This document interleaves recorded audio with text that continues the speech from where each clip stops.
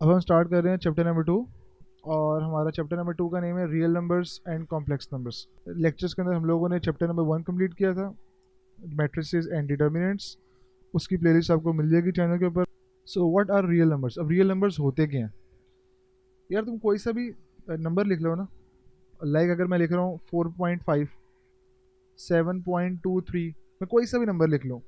9/4 number है एक, 7.0001 एक नंबर है, ठीक है। तो मैं कोई सा भी नंबर लिख लो ना, वो नंबर आपका रियल नंबर होगा। बात समझ आ रही है? तो आप कोई सा भी नंबर लिख लो, वो नंबर आपका रियल नंबर है। तो रियल नंबर्स को हम लोग आगे ब्रेक डाउन करते हैं नेचुरल नंबर्स के अंदर, whole numbers, integers, rational numbers and irrational numbers के अंदर, ठीक है। अब नेचुरल नंबर्स करते हैं। नेचुरल नंबर, जब आप काउंटिंग स्टार्ट करते हो ना, तो टीचर आपको ना 1 से ना काउंटिंग स्टार्ट करवाती है। तो 1 2 3 4 5 एंड सो ऑन। आप 100 पे पहुंचते हो, फिर 100 के बाद 1000 पे 1000, ठीक है, 1000 फिर लाख, फिर 2 लाख। तो ये सारी काउंटिंग आपकी नेचुरल नंबर्स है, ठीक है। इन सब नंबर्स को हम लोग बोलते हैं नेचुरल नंबर्स। और इस सेट को हम लोग डोनेट करते हैं कैपिटल एन के साथ। तो इसके अंदर 1 2 3 4 एंड सो ऑन जितनी भी काउंटिंग है, ठीक है। लाइक 1 लाख, 2 लाख, करोड़, ठीक है, बिलियंस, मिलियंस, ठीक है। तो ये सब नंबर्स जो है ना, वो नेचुरल नंबर के सेट में इंक्लूड होंगे।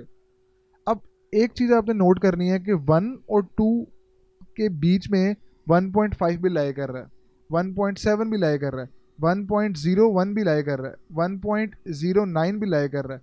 तो ये सारे नंबर्स 1 और 2 के बीच में लाई कर रहे हैं, लेकिन ये नेचुरल नंबर के सेट में इंक्लूड नहीं होंगे। नेचुरल नंबर के सेट में से 1 और 2, और 1 और 2 के सेंटर में, लाइक अगर मैं एक नंबर लाइन ड्रॉ करूँ, उसमें ये 1 है, ये 2 है, 1 और 2 के सेंटर में बिलियंस ऑफ नंबर्स हैं, आप काउंट नहीं कर सकते। लाइक अगर मैं बात करूँ 1.01, 1.1.001, 1.0001, ये सब 1 और 2 के बीच में लाया कर रहे हैं।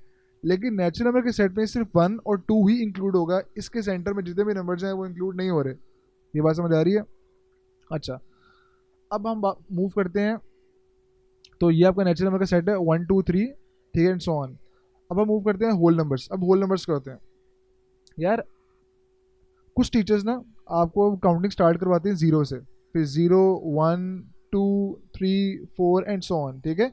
तो जब आपके ये आपका 1 से लेके सो ऑन आपका नेचुरल नंबर था, और जब आपके नेचुरल नंबर्स के अंदर एक 0 का डिजिट भी इंक्लूड हो जाएगा ना, तो वो पूरा कंप्लीट जो सेट बनेगा ना, वो बनेगा होल नंबर्स का, वो बनेगा होल नंबर्स का। क्या बात समझ आ रही है? तो होल नंबर के सेट में आपका 0 भी इंक्लूड होगा। 0, फिर 1, फिर 2, फिर 3 और 4 एंड सो ऑन। क्या ये बात समझ आ रही है? तो नेचुरल नंबर्स का जो सेट था वो सिंपल था, 1 2 3 एंड सो ऑन। और होल नंबर के सेट में आपका 0 भी इंक्लूड हो रहा है। ओके, ये बात समझ आ रही है? तो इसको मैं ऐसे भी लिख सकता हूँ कि होल नंबर के सेट में एक 0 होगा और बाकी आपके सारे नेचुरल नंबर्स हैं। ये बात समझ आई है? अब 0 और 1 के बीच में लाइक 0.1 भी है, 0.001 है, ठीक है। तो ये सारे नंबर 0 और 1 के बीच में लाया कर रहे हैं, ठीक है। लेकिन ये आपके होल नंबर के सेट में इंक्लूड नहीं होंगे। सिर्फ 0 1, 0 1 के बीच में बेतहाशा नंबर है, अनलिमिटेड नंबर है, इनफाइनाइट नंबर्स हैं। ओके, तो वो आपके होल नंबर के सेट में इंक्लूड नहीं होंगे। सिर्फ 0 1, 1 के बाद 2, 2 के बाद 3 एंड सो ऑन, ठीक है। जितनी भी आपकी काउंटिंग है, वो सारे नंबर्स आपके होल नंबर के सेट में इंक्लूड होंगे। तो अगर मैं होल नंबर का सेट देखूं, तो होल नंबर के सेट में होल नंबर्स और 0 1 2 3 एंड सो ऑन। तो मैं इसको ऐसे भी लिख सकता हूँ कि होल नंबर्स इक्वल होगा 0 और नेचुरल नंबर के। क्या बात समझ आ रही है? क्योंकि 1 2 3 एंड सो ऑन तो आपका नेचुरल नंबर है, तो 0 और नेचुरल नंबर्स, ठीक है, मिलके आपका होल नंबर का सेट बना रहे हैं। कई बात क्लियर है? Okay, good. अगला हमारा आता है इंटीजर्स। अब इंटीजर्स क्या होते हैं? इंटीजर का जो सेट है ना, वो जी से होता है टू 8, ठीक है। और उसके अंदर आपके नेगेटिव नंबर्स इंक्लूड होते हैं। लाइक अगर मैं बात करूँ 0, अब 0 एक न्यूट्रल नंबर है, इसके साथ कोई साइन नहीं होगा। लाइक आप +0 या -0 आप नहीं बोलोगे, ठीक है। 0 आपके positive integers like 1 2 3 4 and so on, और आपके negative integers like -1, -2, -3, -4 and so on. ठीक है, अब -1 और -2 के बीच में -1.1 भी एग्जिस्ट कर रहा है, -1.5 भी एग्जिस्ट कर रहा है, -1.52 भी एग्जिस्ट कर रहा है। तो -1 और -2 के बीच में आपके इनफाइनाइट नंबर्स एग्जिस्ट कर रहे हैं, लेकिन वो आपके इंटीजर्स में काउंट नहीं होंगे। ये बात समझ आ रही है? इसी तरह आपके 1 और 2 के बीच में 1.1 एग्जिस्ट कर रहा है, लेकिन वो आपके इंटीजर में काउंट नहीं होगा, सिर्फ -1 और 1, -2 और 2, -3 और 3 और 0। तो ये आपका इंटीजर का सेट बनेगा। बात समझ आ रही है? अगर मैं बोलूँ -5000, तो ये आपका नेगेटिव इंटीजर है। ठीक है, इसी तरह आपके नेगेटिव इंटीजर्स भी होते हैं और पॉजिटिव इंटीजर्स भी होते हैं। ठीक है, नेगेटिव इंटीजर्स में आपके -4, -2, -1 ये सब इंक्लूड होगा। ठीक है, और अगर मैं बात करूँ पॉजिटिव इंटीजर्स की, तो उसमें 1, 2, 3 एंड 4 ये सब इंक्लूड हो रहा होगा। तो अगर मैं नेगेटिव इंटीजर्स के सेट की बात करूँ, तो उसमें आपका -1, -2, -3 एंड सो ऑन ये सब इंक्लूड हो रहा है। और अगर मैं बात करूँ पॉजिटिव इंटीजर्स के सेट की, तो उसमें आपका 1, 2, 3 एंड सो ऑन ये सारे नंबर्स इंक्लूड हो रहे हैं। क्या ये बात क्लियर है? अच्छा, ज़ीरो मैंने आपको बताया था कि वो ना तो पॉजिटिव है ना तो नेगेटिव है। ठीक है, वो न्यूट्रल है, तो वो ना तो नेगेटिव इंटीजर्स के सेट में इंक्लूड होगा, ना तो वो आपके पॉजिटिव इंटीजर्स के सेट में इंक्लूड होगा। क्या ये बात क्लियर है? अच्छा, तो अगर आप मूव करो इंटीजर्स के ऊपर, तो the set of integers consist of positive integers, zero and negative integers. Like इसके अंदर आपके सारे नेगेटिव नंबर्स इंक्लूड हो रहे हैं, फिर जीरो और आपके पॉजिटिव नंबर्स। ओके, और इसको हम लोग डोनेट करते हैं जी के साथ। अब हम मूव करते हैं रैशनल नंबर्स और इररेशनल नंबर्स के ऊपर, जो कि बेहद इंपॉर्टेंट है। ये आपको शॉर्ट क्वेश्चन के अंदर भी आ सकता है, इसकी डेफिनेशन के define rational number, define irrational number. ठीक है, तो आपको शॉर्ट क्वेश्चन के अंदर इसकी डेफिनेशन आ सकती है। और अब हम लोगों ने इसको समझना है कि रैशनल नंबर्स और इरेशनल नंबर्स होते क्या हैं, और स्टूडेंट्स को इसमें बहुत ज़्यादा कन्फ्यूजन होती है। लाइक स्टूडेंट्स डिफ्रेंशिएट नहीं कर पाते कि ये आपका रैशनल नंबर है कि इरेशनल नंबर है। तो मैंने आपको बहुत आसान तरीके से समझाऊंगा कि रैशनल नंबर और इरेशनल नंबर के बीच में आपने किस तरह डिफ्रेंशिएट करना है। ठीक है, अब समझो रैशनल नंबर्स क्या होते हैं और इरेशनल नंबर्स क्या होते हैं। रैशनल नंबर्स, पहले आपको बताऊंगा रैशनल नंबर्स के बारे में। रैशनल नंबर्स के बारे में, तो यार कोई सा भी नंबर जो आप p बाय क्यू की फॉर्म में लिख सको।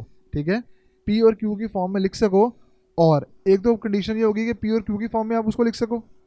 दूसरी कंडीशन ये है दूसरी कंडीशन ये है कि सॉरी दूसरी कंडीशन ये है कि p और q जो है ना, आपके p और q दोनों क्या हो, p और q दोनों आपके इंटीजर्स हों। ये बात समझ आ रही है? p और q दोनों आपके क्या हो, इंटीजर्स हो। और तीसरी कंडीशन ये है कि जो q है ना, वो आपका जीरो के इक्वल नहीं होना चाहिए। लाइक ये जो आपका q है ना, ये जीरो नहीं हो सकता। ठीक है, पहली कंडीशन कि p बाय q की फॉर्म में लिखे हुए हों। दूसरी कंडीशन कि p और q दोनों आपके इंटीजर्स हों। और तीसरी कंडीशन ये है कि q आपका जीरो के इक्वल नहीं होगा। तो अगर मैं देखूँ एक नंबर ड्रॉ बनाऊँ, लाइक अगर मैं बोलूँ कि 5, तो हर नंबर के नीचे अगर मैंने इस नंबर को मैंने p बाई क्यू की फॉर्म में लिखना है, तो मैं उसके नीचे 1 लिख सकता हूँ।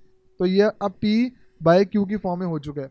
और मुझे बताओ क्या 5 और 1 दोनों इंटीजर्स हैं? तो 5 और 1 दोनों इंटीजर्स भी हैं। और क्या जो आपका डिनोमिनेटर है, लाइक यहाँ पे q 1 है, तो क्या 1 0 नहीं है? तो ये आपका इंटीजर होगा। बात समझ आ रही है? तो 5 आपका इंटीजर है, क्योंकि मैं उसको p बाई क्यू की फॉर्म में भी लिख सकता हूँ। और 5 और 1 दोनों क्या है, इंटीजर्स भी हैं। दोनों क्या है, इंटीजर्स भी हैं। और जो आपका q है, जो यहाँ पे 1 है, वो 0 नहीं है। ठीक है, वो नेगेटिव नंबर भी हो सकता है और आपका पॉजिटिव इंटीजर भी हो सकता है। लाइक नेगेटिव इंटीजर हो सकता है और पॉजिटिव इंटीजर हो सकता है, लेकिन वो 0 नहीं होगा। बात समझ आ रही है? अगर मैं लिखूँ 7/5, ये p बाई क्यू की फॉर्म में है, p बाई क्यू की फॉर्म में है। ओके, दूसरा 7 और 5 दोनों क्या है, 7 और 5 दोनों क्या है, दोनों इंटीजर्स हैं। और जो आपका डिनोमिनेटर है जो 5 है, वो 0 भी नहीं है। तो 7/5 भी क्या होगा, आपका रैशनल नंबर होगा। ये बात क्लियर हुई है कि नहीं हुई? Okay good. अगर मैं बात करूं -2/1। अब -2 एक इंटीजर है, नेगेटिव इंटीजर है, 1 भी एक इंटीजर है, और दोनों p/q की फॉर्म के अंदर भी हैं, और जो आपका q है वो 0 भी नहीं है, तो आपका -2/1 भी क्या है, इंटीजर है। क्या ये बात समझ आ रही है? सॉरी, -2/1 आपका एक रैशनल नंबर है। क्या ये बात समझ आई है? अब रैशनल नंबर की भी ना आगे दो टाइप्स होती हैं। रैशनल नंबर की भी आगे दो टाइप्स हैं। एक आता है आपका टर्मिनेटिंग और दूसरा आता है आपका रिकरिंग। का लोग समझ लो रिपीटिंग। अब टर्मिनेटिंग क्या होता है? इसे हम लोग बोलते हैं decimal numbers, terminating decimal numbers, और रिकरिंग और रिपीटिंग डेसिमल नंबर्स। ठीक है, जब भी आप कोई डेसिमल नंबर लिखते हो ना, लाइक मैं लिख रहा हूँ 4.56, तो डेसिमल के जो लेफ्ट साइड पे होता है ना, उससे हम बोलते हैं रियल पार्ट। ये क्या है आपका? ये आपका रियल पार्ट है। ठीक है, ये आपका क्या है? रियल पार्ट है। और या इसे हम कहते हैं होल पार्ट। इसे हम क्या बोलते हैं? Whole part. ये आपका होल पार्ट भी है। और इसे हम बोलते हैं आपका डेसिमल पार्ट। ये क्या है आपका? ये आपका डेसिमल पार्ट है। ठीक है, तो ये आपका रियल पार्ट है जो आपका डेसिमल से लेफ्ट साइड पे होगा, और जो डेसिमल से राइट साइड पे होगा वो आपका होगा डेसिमल पार्ट। ठीक है, डेसिमल पॉइंट के राइट साइड वाला डेसिमल पार्ट है, और लेफ्ट साइड वाला आपका होल पार्ट है। ठीक है, तो टर्मिनेटिंग डेसिमल फ्रैक्शंस वो होते हैं जो आपके टर्मिनेट हो जाए, और टर्मिनेट का मीनिंग होता है रुक जाना। लाइक अगर मैं बोलूँ 4.56, तो 4.56 क्या, 4.56 एक नंबर 6 के बाद रुक चुका है। लाइक आगे ये नहीं है कि 6 के बाद जैसे 4.56213 आगे मूव करता ही जा रहा है, लेकिन ये वाला मूव करता जा रहा है, लेकिन ये 5 और 6 के बाद जाके रुक चुका है, तो ये आपका टर्मिनेटिंग डेसिमल नंबर है। ये क्या है आपका? ये आपका टर्मिनेटिंग डेसिमल नंबर है। और टर्मिनेटिंग डेसिमल नंबर्स जितने भी हैं ना, वो सारे रैशनल नंबर्स होंगे। सारे क्या होंगे? रैशनल नंबर्स होंगे। ठीक है, ये बात समझ आ रही है? अगर मैं बोलूँ 1.2536, अब ये वाला डेसिमल नंबर 6 के बाद जाके रुक चुका है, तो ये आपका एक रैशनल नंबर होगा।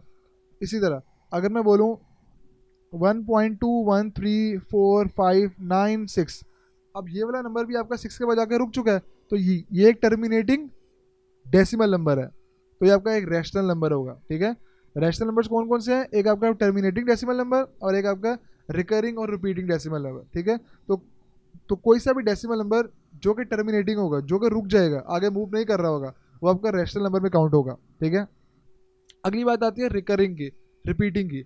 अब रिकरिंग क्या होते हैं? रिकरिंग ये होता है कि लाइक अगर मैं एक डेसिमल नंबर ड्रॉ करूँ 1.626262 एंड सो ऑन। अच्छा, इसमें देखो जो आपका डेसिमल पार्ट है ना, इसमें 6262 बार बार क्या हो रहा है? रिपीट हो रहा है। बार बार क्या हो रहा है? रिपीट। तो इसे हम बोलते हैं रिपीटिंग डेसिमल नंबर्स और रिकरिंग डेसिमल नंबर्स। ठीक है, अगर आपका डेसिमल पार्ट में कोई नंबर बार बार रिपीट हो रहा है, तो उसे हम बोलेंगे रिकरिंग डेसिमल नंबर्स। ठीक है, लाइक अगर मैं बोलूँ 1.333333 एंड सो ऑन, लाइक यहाँ पे 3 बार बार क्या हो रहा है? रिपीट हो रहा है, तो इसे हम बोलते हैं रिकरिंग डेसिमल नंबर्स। क्या ये बात क्लियर है? इसे हम बोलते हैं रिकरिंग डेसिमल नंबर्स। अच्छा, अब मैं यहाँ पे एक और एग्जांपल लिख रहा हूँ 1.362361 अब यहाँ पे देखो, यहाँ पे आप देखोगे कि यार मेरा जो 3 है ना वो बार बार रिपीट हो रहा है। ठीक है, लेकिन ये आपका रिकरिंग के अंदर काउंट नहीं होगा। रिकरिंग वो होगा जहाँ पे एक फिक्स्ड नंबर्स, लाइक अगर यहाँ पे 62 है ना, तो 62 एक नंबर बार बार रिपीट हो रहा है और कोई दूसरा नंबर नहीं आ रहा, एक पैटर्न बन रहा है। देखो 62 62 62 62 यहाँ पे पैटर्न बन रहा है, लेकिन यहाँ पे कोई पैटर्न नहीं बन रहा है। यहाँ पे 3 आ रहा है, फिर 62 है, फिर 3 के बाद 6 है, फिर 1 आ रहा है। ठीक है, फिर 3 आ रहा है, हो सकता है यहाँ पे 4 हो, यहाँ पे 5 हो। 3 तो रिपीट हो रहा है, 6 भी यहाँ पे रिपीट हुआ है, लेकिन एक यहाँ पे एक कंसिस्टेंसी के साथ नंबर रिपीट नहीं हो रहा। क्या ये बात समझ आ रही है? लाइक अगर मैं बोलूँ 1.4216413901 अब यहाँ पे 4 जो है आपका बेशक रिपीट हुआ है, 1 भी आपका यहाँ पे रिपीट हो रहा है, लेकिन एक कंसिस्टेंसी के साथ, एक पैटर्न के साथ आपका कोई नंबर बार बार रिपीट नहीं हो रहा। तो उससे हम बोलते हैं ये तो था आपका रिकरिंग, जहाँ पे रिपीट हो रहा है बार बार। जैसे यहाँ पे 3 बार बार रिपीट हो रहा है, 3 पैटर्न के साथ, लाइक 3 3 3 3 3। यहाँ पे 6 2 6 2 6 और कोई नंबर नहीं आ रहा, 6 2 आ रहा है, उसके बाद फिर 6 2 है, फिर 6 2 है, फिर 6 2 है। लेकिन यहाँ पे अगर मैं बात करूँ 4 4 के बाद फिर 2 1, फिर बाद में 4 आ रहा है, ठीक है। तो अगर ये आपका रिकरिंग है ना, तो ये आपका होगा नॉन रिकरिंग। ये क्या होगा आपका? Non recurring. इसी तरह मैंने कहा था टर्मिनेटिंग के बारे में, टर्मिनेटिंग डेसिमल था जो रुक जाए, ठीक है, टर्मिनेटिंग डेसिमल था जो रुक जाए।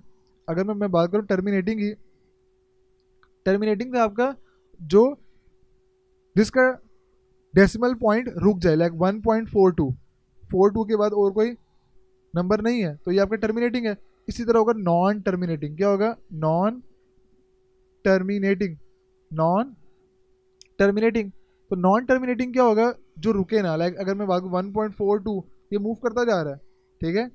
अगर मैं बोलूँ 5.59.67452 एंड सो ऑन, ठीक है, तो ये रुक नहीं रहा, मूव करता जा रहा है, करता जा रहा है, करता जा रहा है, इसे हम बोलते हैं नॉन टर्मिनेटिंग, ठीक है।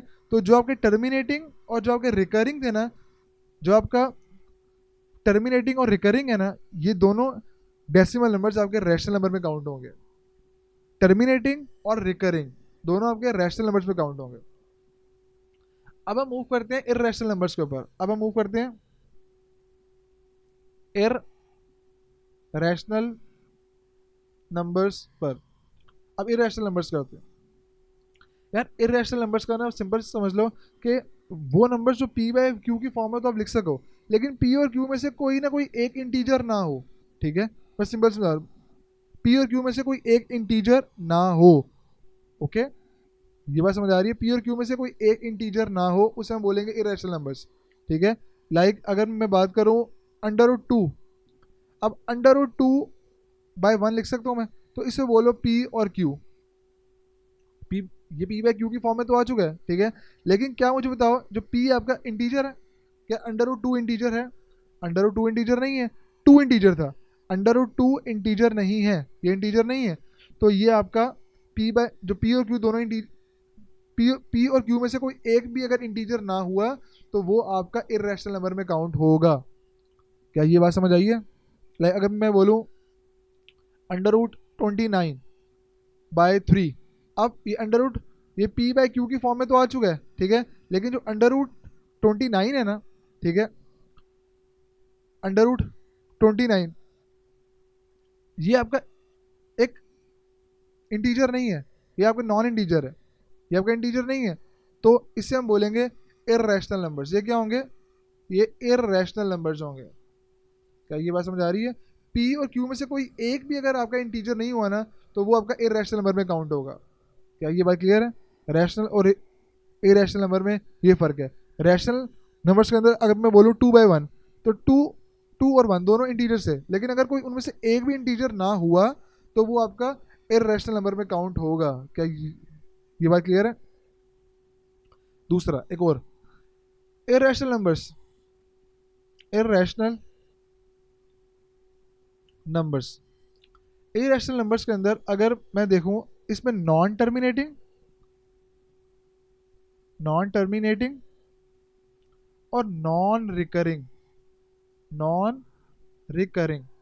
मैंने आपको बताया था कि टर्मिनेटिंग वो था जो रुक जाए, और नॉन टर्मिनेटिंग ऑपोजिट था जो ना रुके। इसी तरह रिकरिंग वो था जो बार बार रिपीट हो रहा हो, और नॉन रिकरिंग वो था जो बार बार रिपीट ना हो रहा हो। लाइक अगर मैं बोलूँ 4.23 एंड सो ऑन, अब ये मूव करता जा रहा है, ठीक है। डॉट डॉट मीन्स आगे यहाँ पे और डिजिट्स भी हैं, ठीक है। तो मीन्स ये नॉन टर्मिनेटिंग है, जो रुका नहीं है। डेसिमल जो उसका डेसिमल पार्ट है वो फाइनाइट नहीं है, ठीक है। उसके अंदर फाइनाइट डिजिट्स नहीं है, इनफाइनाइट डिजिट्स हैं। तो इसे हम बोलेंगे नॉन टर्मिनेटिंग। नॉन रिकरिंग वो होगा जो रिपीट ना हो रहा हो। लाइक अगर मैं बात करूँ रिकरिंग की, तो 4.52 52 52 एंड सो ऑन। अब 52 52 52 बार बार रिपीट हो रहा है, तो इसलिए ये रिकरिंग होगा, इसलिए ये रैशनल नंबर होगा। लेकिन अगर कोई नॉन रिकरिंग है, लाइक मैं बोलूँ 4.5341 3 6 एंड सो ऑन। अब यहाँ पे कोई एक मतलब कोई डिजिट्स रिपीट नहीं हो रहे, ठीक है, एक पैटर्न नहीं बन रहा। यहाँ पे रैंडम नंबर्स हैं, एक 5 के बाद 3 आ गया, फिर 4 आ गया, फिर 1 आ गया। यहाँ पे बेशक 3 हुआ रिपीट, लेकिन एक पैटर्न नहीं है, मीन एक कंसिस्टेंसी के साथ आपके नंबर्स रिपीट नहीं हो रहे, तो इसे हम बोलेंगे नॉन रिकरिंग नंबर्स। क्या ये बात क्लियर है? तो आपके जो रैशनल नंबर्स है ना, रैशनल नंबर्स के अंदर, अगर मैं बात करूँ रैशनल नंबर्स के अंदर आपके इंक्लूड थे टर्मिनेटिंग और रिकरिंग। और इसी तरह अगर मैं बात करूँ इररेशनल की, इररेशनल में आपके नॉन टर्मिनेटिंग जो ना रुके, और नॉन रिकरिंग जो रिपीट ना हो बार बार। तो ये सब आपके इरेशनल में इंक्लूड होंगे और ये वाले आपके रैशनल में इंक्लूड होंगे, ठीक है। तो कोई भी अगर डेसिमल नंबर जो टर्मिनेटिंग है और रिकरिंग है वो रैशनल में इंक्लूड होगा, और कोई भी डेसिमल नंबर जो नॉन टर्मिनेटिंग है और नॉन रिकरिंग है वो इरेशनल नंबर होगा। ये बात समझ आ रही है? तो इरेशनल नंबर्स और रैशनल नंबर्स भी आपका क्लियर हो चुका है, ठीक है। जैसे अब देखो √2, अब √2/1 p/q की फॉर्म में तो आ चुका है, लेकिन √2 एक इंटीजर नहीं है। बात समझ आ रही है? √2 एक इंटीजर नहीं है, तो ये आपका इरेशनल नंबर होगा। दूसरा, कुछ आपके स्पेसिफिक रैशनल नंबर्स हैं, लाइक अगर मैं बात करूँ पाई के, पाई एक इरेशनल नंबर है, ठीक है। ऑलरेडी वैसे हम लोग जो पाई की वैल्यू है ना, हम लोग लिखते हैं 22/7। अब 22 और 7 दोनों आप बोलोगे कि ये p/q की फॉर्म में भी हैं और 22 और 7 दोनों इंटीजर्स भी हैं, लेकिन ये इसकी अप्रॉक्सीमेट वैल्यू है। ये इसकी क्या है? अप्रॉक्सीमेट वैल्यू है। इसकी जो ओरिजिनल वैल्यू है ना वो 3.14157 कुछ इस तरह की, और डॉट डॉट डॉट, यहाँ मीन्स के ये नॉन टर्मिनेटिंग है और कुछ इसमें रिपीट भी नहीं हो रहा, ठीक है। तो इसलिए ये आपका इरेशनल नंबर है, पाई एक इरेशनल नंबर है, ठीक है। ये ना हो कि आप उसको वैल्यू 22/7 लिखते हो तो बोलोगे यार ये तो एक रैशनल नंबर है तो पाई भी रैशनल है, नहीं, 22/7 उसकी अप्रॉक्सीमेट वैल्यू है, ठीक है। तो पाई एक इरेशनल नंबर है। इसी तरह अगर मैं बात करूँ ई की, तो ई भी आपका इरेशनल नंबर है। तो ये आपके कुछ स्पेसिफिक इरेशनल नंबर है, लाइक पाई और ई, ठीक है। दूसरा और बहुत इंपॉर्टेंट कॉन्सेप्ट यार यहाँ पे लिखा हुआ है कि अगर मैं अच्छा, एक यूनियन ऑपरेशन होता है मैथ्स के अंदर। अगर मेरे पास एक सेट है, उस सेट के अंदर 1 और 2 इंक्लूड है, और एक सेट मेरे पास है उसमें 3 और 4 इंक्लूड है, तो अगर मैं इन दोनों का यूनियन लूँगा ना, तो यूनियन होता है कि आपने उस दोनों सेट के सारे एलिमेंट्स को मिला देना होता है। लाइक एक सेट बनेगा इन दोनों का यूनियन में, वो होगा 1 2 3 और 4। जो पहला सेट था उसके भी सारे एलिमेंट्स, जो दूसरा सेट है उसके भी सारे एलिमेंट्स, वो मिला के आपका एक और सेट बनेगा, उससे हम बोलते हैं यूनियन, ठीक है। मिला के लिखने हैं आपने, ठीक है, सारे नंबर्स को आपने यूनाइट करना है, वो आपका होगा यूनियन। तो वो आपका यूनियन है। तो बोलता है कि जो रियल नंबर्स होते हैं ना, रियल नंबर्स, वो आपका रैशनल नंबर्स और आपके इरेशनल नंबर्स, रैशनल को हम लोग डोनेट करते हैं क्यू के साथ और इरेशनल नंबर्स को क्यू डैश के साथ। तो जो रियल नंबर्स है ना वो रैशनल और इरेशनल का यूनियन है। लाइक रैशनल नंबर के सेट में से सारे एलिमेंट्स ले लो और इरेशनल नंबर्स के सेट में से भी सारे एलिमेंट्स ले लो, और जब उनको मिला दोगे ना तो आपका रियल नंबर बनेगा। बात समझ आ रही कि नहीं आ रही? इसी तरह अच्छा, एक और ऑपरेशन होता है इंटरसेक्शन। लाइक अगर मैं एक सेट बनाता हूँ 1 2 3, एक सेट है उसमें ये आपके एलिमेंट्स हैं, और एक और सेट है, इंटरसेक्शन में हम लोग उल्टा यू लिखते हैं, इंटरसेक्शन। एक और सेट है मेरे पास 3 4 और 5। इंटरसेक्शन के अंदर ये होता है कि आपने कॉमन एलिमेंट्स लिखने होते हैं, जो दोनों सेट में कॉमन आ रही है ना वो आपने लिखने हैं। लाइक अगर मैं बोलूँ इस सेट में 3 कॉमन है और यहाँ में भी 3 है, दोनों में 3 कॉमन आ रहा है, तो इंटरसेक्शन का जो सेट बनेगा ना उसमें 3 लिख दूंगा मैं। अगर मेरे पास एक सेट है 4 5 6 7 8, उसका इंटरसेक्शन ले रहा हूँ एक सेट के साथ, उसमें मेरे पास है 6 7 8 9 10। अब दोनों में कॉमन क्या आ रहा है? दोनों में कॉमन है 6 7 8 6 7 8। तो इंटरसेक्शन का सेट बनेगा 6, 7 और 8। तो अगर आपकी बुक बोल रही है कि अगर आप रैशनल नंबर और इरेशनल नंबर का इंटरसेक्शन लोगे, क्या लोगे, इंटरसेक्शन लोगे, अगर तुम रैशनल नंबर्स लोगे, सॉरी रैशनल आर्स नहीं, ये आपके रियल नंबर्स होते हैं, सॉरी, अगर आप रैशनल नंबर्स का क्यू और इरेशनल नंबर्स का क्यू डैश इंटरसेक्शन लोगे तो आपका एक एम्प्टी सेट बनेगा। ठीक है, मतलब उन दोनों में कुछ भी कॉमन नहीं है। एम्प्टी सेट मीन्स कि उसके अंदर कोई एलिमेंट नहीं आएगा। तो अगर तुम रैशनल और इरेशनल नंबर्स का इंटरसेक्शन लोगे तो तुम्हारे पास कोई एलिमेंट नहीं आएगा, मीन्स इन दोनों के सेट के अंदर कुछ भी कॉमन नहीं है। क्या ये बात क्लियर है? अच्छा, एम्प्टी सेट को हम लोग 5 से भी डोनेट करते हैं। अगर आपने एम्प्टी सेट के अंदर 5 लिख दिया ना, मीन्स एक सेट है उसके अंदर एक एलिमेंट है और वो एलिमेंट 5 है। तो एम्प्टी सेट को या तो आप फ्लावर ब्रैकेट्स और उसके अंदर कोई एलिमेंट ना लिखो, या तो आप सिंपल 5 लिख दो। तो अगर आप रैशनल नंबर्स और इरेशनल नंबर्स का इंटरसेक्शन लोगे तो क्या आएगा, एम्प्टी सेट आएगा 5। ठीक है, मैं एम्प्टी सेट को 5 से भी करता हूँ डोनेट, या मैं फ्लावर ब्रैकेट्स और उसके अंदर कोई एलिमेंट ना लिखूं, ये आपका एम्प्टी सेट होगा। ठीक है, तो अगर आप रैशनल और इरेशनल नंबर्स का इंटरसेक्शन लोगे तो 5 बनेगा, और अगर उनका यूनियन लोगे, रैशनल और इरेशनल नंबर्स का यूनियन लोगे, सॉरी इरेशनल मैंने क्यू की जगह 5 लिख दिए, अगर आप रैशनल और इरेशनल का यूनियन लोगे तो वो आपका रियल नंबर बनेगा। तो ये एमसीक्यू उसके लिए इंपॉर्टेंट है कि अगर रैशनल और इरेशनल का इंटरसेक्शन होगा तो क्या आएगा, 5, और अगर उनका यूनियन होगा तो रियल नंबर बनेगा। ठीक है, तो ये आपका एमसीक्यू के लिए बेहद ज़्यादा इंपॉर्टेंट क्वेश्चन है, कॉन्सेप्ट है। दूसरा आपको एमसीक्यू के लिए यार इस तरह आ सकता है कि बताएं जो पाए है वो रैशनल है कि इरेशनल है, ई रैशनल है कि इरेशनल है, बहुत इंपॉर्टेंट आता है ये। मतलब आपसे पूछेगा कि पाए रैशनल नंबर है कि इरेशनल नंबर है। ठीक है, आपसे पूछेगा जीरो रैशनल है कि इरेशनल है। तो अगर मैं देखूँ जीरो को मैं लिख सकता हूँ 0/1, ये p/q की फॉर्म में आ चुका है, और 0 और 1 दोनों इंटीजर्स भी हैं, तो ये आपका रैशनल नंबर होगा। 0 आपका रैशनल नंबर है एक। ठीक है, तो इस तरह के आपसे बस यहाँ पे एमसीक्यूज पूछेंगे, और रैशनल और इरेशनल की डेफिनेशन भी आपको आ सकती है। ठीक है, सिर्फ रैशनल और इरेशनल की आपने डेफिनेशन याद करनी है, वो आपको शॉर्ट क्वेश्चन में आ सकती है। लेकिन बाकी जो आपके होल नंबर्स हैं, नेचुरल नंबर्स हैं, इंटीजर्स हैं, इनके सिर्फ आपको एमसीक्यूज पता होने चाहिए कि लाइक अगर मैं पूछूँ कि 2.1 इंटीजर है कि नहीं है, नहीं है, 2.1 इंटीजर नहीं है। अगर मैं बात करूँ -2 इंटीजर है। तो इस तरह के आपको एमसीक्यूज आएंगे यहाँ से। यार ये डायग्राम जो हम अब मूव कर रहे हैं ना, ये वाली ये डायग्राम बड़ी इंपॉर्टेंट है। ठीक है, इसको आपने अच्छे तरीके से समझना है। ठीक है यार, अगर मैं बात करूं, मैं कहता हूं लाहौर एक सिटी है। ठीक है, लाहौर, ये मेरे पास लाहौर है, ये मेरे पास क्या है, लाहौर है। लाहौर के अंदर है, आप कह लो एक इम्पॉर्टेंट टाउन है बहरिया टाउन। ये लाहौर के अंदर एक टाउन है बहरिया टाउन। ठीक है, अब मुझे बताओ जो बहरिया टाउन के सारे घर हैं वो क्या लाहौर के अंदर एग्जिस्ट करते हैं? हाँ करते हैं। ठीक है, लेकिन मुझे बताओ क्या लाहौर के जितने भी घर हैं क्या वो बहरिया टाउन के अंदर एग्जिस्ट करेंगे? वो नहीं करेंगे।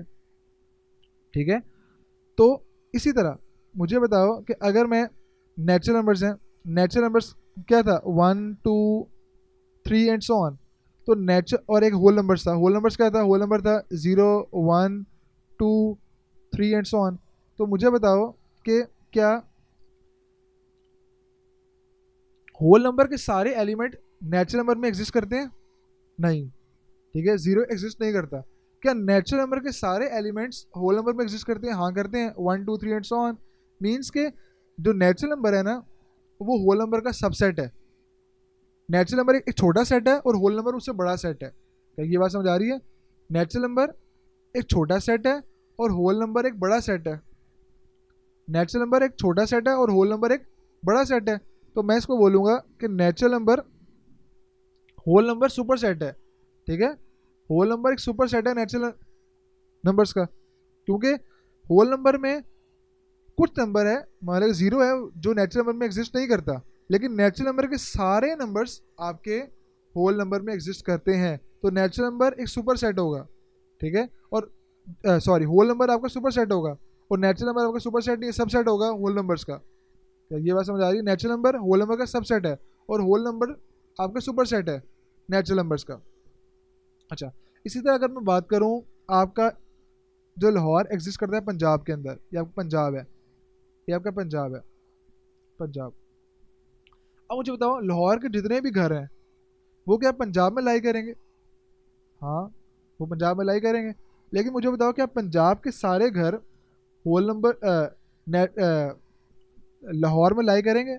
नहीं करेंगे। मीन्स के जब जब आपका लाहौर है ना, लाहौर, लाहौर आपका पंजाब का सबसेट होगा और पंजाब आपका सुपर सेट है। पंजाब जो है वो लाहौर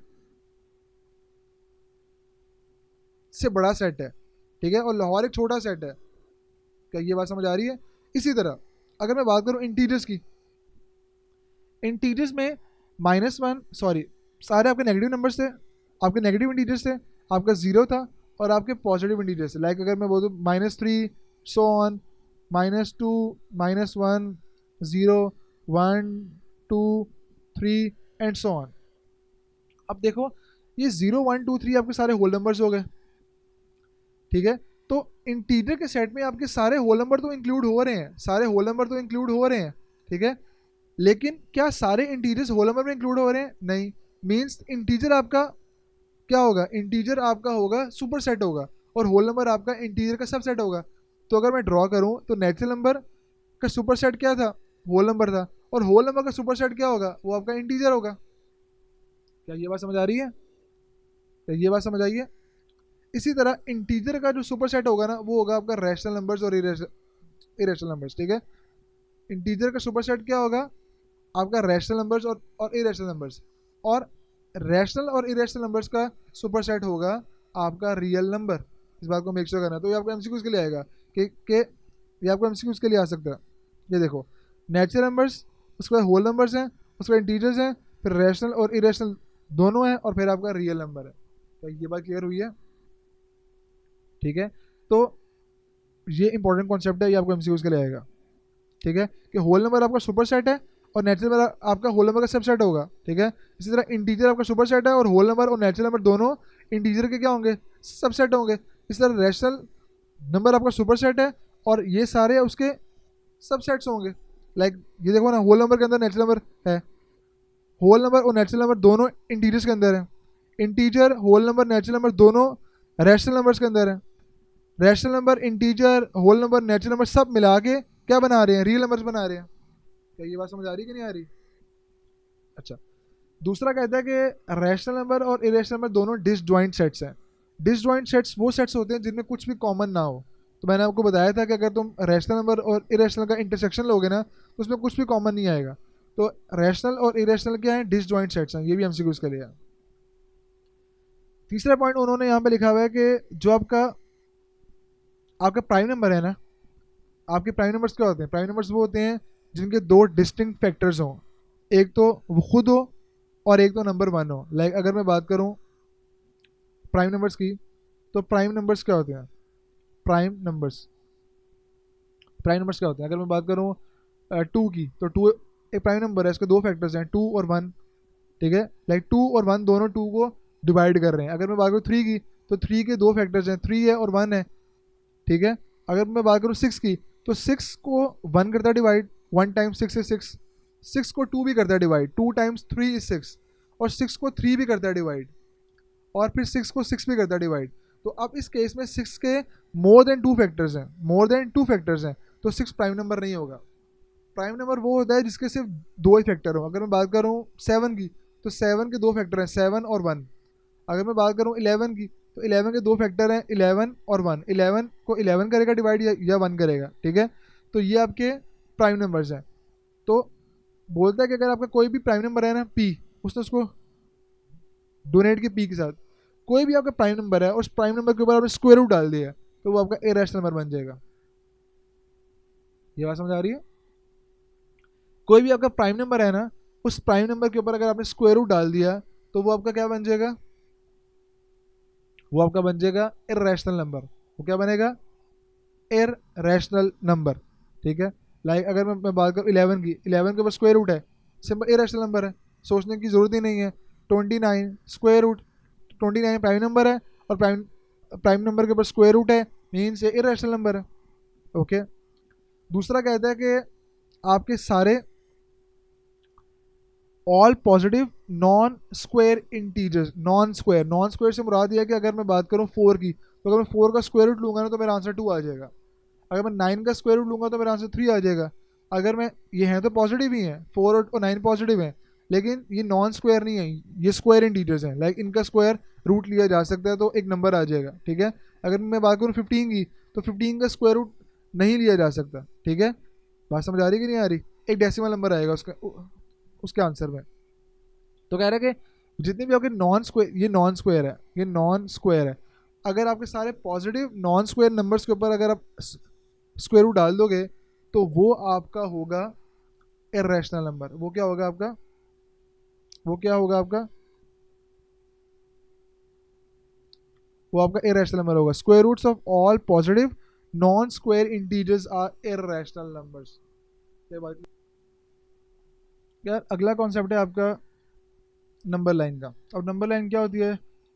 नंबर लाइन सिंपल है कि आप ड्रॉ करो नंबर, एक लाइन, लाइक आप बोल दो स्केल, ठीक है, और इसके ऊपर आपके सारे नंबर्स लिखे हुए हैं, ठीक है, लिस्टेड है 3 4 सारे आपके नेगेटिव नंबर्स भी, -1 -2 -3 एंड सो ऑन। ठीक है, ये आपकी एक नंबर लाइन है, एक्सटेंड कर रही है यहाँ से, ठीक है, मूव कर रही है दोनों साइड से, तो -3 -4 एंड सो ऑन। ठीक है, तो नंबर लाइन पे भी आपकी सारी काउंटिंग शो हो जाती है। और नंबर लाइन का यूज़ क्या है? नंबर लाइन का सिंपल यूज़ ये है कि आप उस पर नंबर्स को लोकेट कर सकते हो। लाइक अगर मैंने 2 को लोकेट करना है तो मेरा 2 यहाँ पे लाई कर रहा है, तो अगर मैंने 3 को करना है लोकेट तो मेरा 3 यहाँ पे लाई कर रहा है। अगर मैंने 2.5 को लोकेट करना है तो मेरा 2.5 को यहाँ पे लाई कर रहा होगा। तो नंबर लाइन का यूजेज ये है कि आप वहाँ पे नंबर्स को लोकेट कर सकते हो। ठीक है, क्या ये बात समझ आ रही है? नंबर्स को लोकेट कर सकते हो। अच्छा, अगला कॉन्सेप्ट है आपका ये टर्मिनेटिंग और नॉन टर्मिनेटिंग, जो कि मैंने आपको क्लियर कर चुका हूँ। टर्मिनेटिंग वो होता है, लाइक टर्मिनेटिंग डेसिमल फ्रैक्शंस कौन थे? जो कि आपके उनका डेसिमल पार्ट में फाइनाइट नंबर्स हों, लाइक वो रुक जाएं, लाइक 0.4 आपका टर्मिनेटिंग है, एक्सप्लेन कर चुका हूँ मैं। 0.375 रुक गया हुआ है, आगे मूव नहीं कर रहा, देखो 0.375 रुक गया हुआ है, तो ये आपका टर्मिनेटिंग है। ठीक है, इसी तरह आपका रिकरिंग क्या होगा? रिकरिंग वो होगा जो बार बार रिपीट हो रहा हो, लाइक यहाँ पे 2 बार बार रिपीट हो रहा है।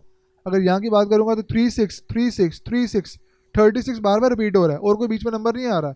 ऐसा नहीं है कि यहाँ पे लिखा हुआ है 0.36, फिर 4 लिखा हुआ है, फिर 36, फिर 36, फिर 36, अब यहाँ पे 4 एक्स्ट्रा दिया हुआ है। 36 तो रिपीट हो रहा है लेकिन 4 भी एक्स्ट्रा है, तो ये आपका नॉन रिकरिंग होगा। रिकरिंग नहीं है, रिकरिंग में एक फिक्स नंबर के अलावा और कोई नंबर नहीं आना चाहिए, बार बार रिपीट होना चाहिए, तो ये आपका रिकरिंग है। तो मैंने आपसे कहा था कि टर्मिनेटिंग और रिकरिंग दोनों क्या होंगे? दोनों आपके रैशनल नंबर्स होंगे। दोनों क्या होंगे? आपके रैशनल नंबर होंगे।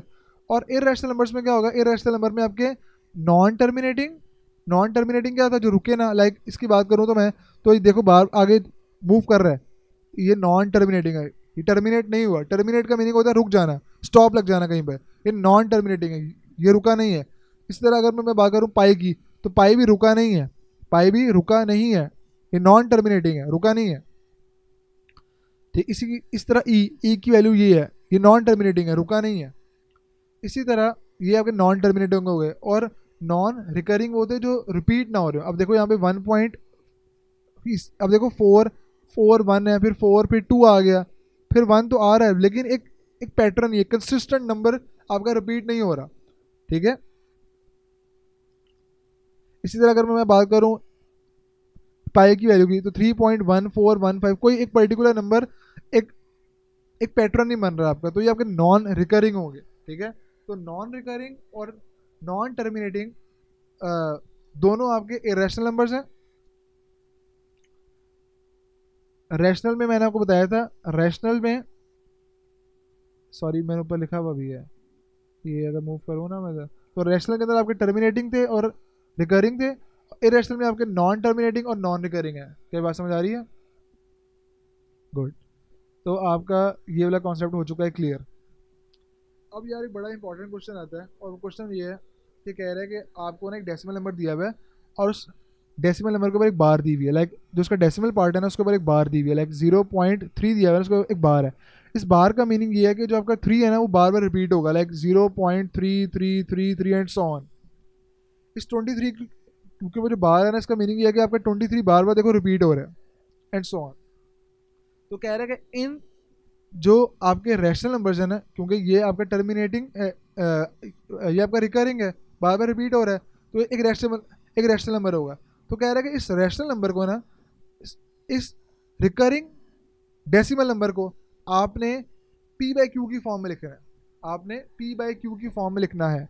अब ये आपने करना कैसे है, ये आपके लिए शॉर्ट क्वेश्चन के अंदर आएगा, आपको इंपॉर्टेंट है, ठीक है। इसके एक्सरसाइज के अंदर भी क्वेश्चन है, अगर तुम एक्सरसाइज के ऊपर मूव करोगे ना, ये देखो ये क्वेश्चन नंबर 6 शॉर्ट क्वेश्चन के लिए बहुत इंपॉर्टेंट है। तो मैं आपको ये वाला क्वेश्चन समझा देता हूँ। अब देखो 0.3 के ऊपर बार है, 0.3 के ऊपर क्या है, बार है। आपने इसको पहले x के इक्वल सपोज कर लेना है। मैं लिखूंगा let x is equal to 0.3 bar, means मैं इसको लिख सकता हूँ x is equal to 0.33333 and so on. Bar का मीनिंग कि 3 बार बार रिपीट होगा, रुकेगा भी नहीं, बार बार रिपीट होता जाएगा, ठीक है। अब आपने दोनों साइड्स पे, क्योंकि इसके डेसिमल जो पार्ट है ना उसमें सिर्फ 3 ही बार बार रिपीट हो रहा है, मीन एक डिजिट क्या हो रहा है, रिपीट हो रहा है। जब आपका एक डिजिट होगा ना रिपीट, आपने उसको 10 से करना है मल्टीप्लाई। जब आप उसको 10 से करोगे ना मल्टीप्लाई, तो उसका कोई ना कोई होल पार्ट आ जाएगा। अभी तो उसका होल पार्ट 0 है ना, ठीक है। तो जब आप इसको 10 से करोगे ना मल्टीप्लाई, क्योंकि यहाँ पे सिर्फ एक ही डिजिट के ऊपर बार लगा हुआ है, मीन्स इसका एक ही डिजिट बार बार रिपीट हो रहा है, तो आपने इसको 10 से करना है मल्टीप्लाई, क्योंकि 10 में भी एक 0 है, सिंपल। इसका एक डिजिट हो रहा है रिपीट, तो आप इसको 10 से कर देना मल्टीप्लाई दोनों साइड्स पे। क्यों? क्योंकि आपको कोई होल पार्ट चाहिए। जब आप इसको 10 से करोगे ना मल्टीप्लाई, तो आपका अभी यहाँ पे होल पार्ट 0 है, तो तब आपका यहाँ पे कोई ना कोई होल पार्ट आ जाएगा। क्या बात समझ आ रही है? तो मैं यहाँ पे लाइन लिखूंगा मल्टीप्लाई 10 ऑन बोथ साइड्स, दोनों साइड्स पे करना है मल्टीप्लाई। तो मैं लिखूंगा 10 multiply by x is equal to 10 multiply by 0.333 and so on. तो इसका आंसर मेरे पास आ जाएगा 10x, और इसका आंसर मेरे पास आएगा 3.333 एंड सो ऑन। जब आप 0.3333 को मल्टीप्लाई करोगे ना 10 के साथ, तो आंसर आएगा 3.333 एंड सो ऑन। अब ये मैंने आपसे कहा था कि आपका यहाँ पे अब होल पार्ट आ चुका है, ठीक है, इसलिए मैंने इसको 10 से किया मल्टीप्लाई, ओके। अच्छा, अब मैं क्या इसको इस पूरे डेसिमल नंबर को जो 3, अच्छा अगर एक डेसिमल नंबर 3.45, क्या मैं इसको ब्रेक कर सकता हूँ? 3 प्लस 0.45, मैंने जो होल पार्ट था उसको मैंने कर दिया सेपरेट, और जो मेरा डेसिमल पार्ट था उसको मैंने कर दिया सेपरेट। ऐसे लिख सकता हूँ, मैं लिख सकता हूँ। अगर मेरे पास नंबर है 1.526, तो मैं इसका होल पार्ट कर दूँ सेपरेट 1, और प्लस 0.526 इसका डेसिमल पार्ट मैंने कर दिया सेपरेट। इसी तरह क्या मैं इसको लिख सकता हूँ इस तरह 10x is equal to 3 plus 0.3333 and so on. मैंने होल पार्ट कर दी सेपरेट, और डेसिमल पार्ट मैंने कर दी सेपरेट। अच्छा, अब मुझे बताओ, आपने कहा था कि 0.333 जो है ना वो x के इक्वल है। 0.33 किसके इक्वल था? आपने कहा था x के इक्वल है। तो मैं क्या यहाँ पे 0.333 की जगह x लिख सकता हूँ?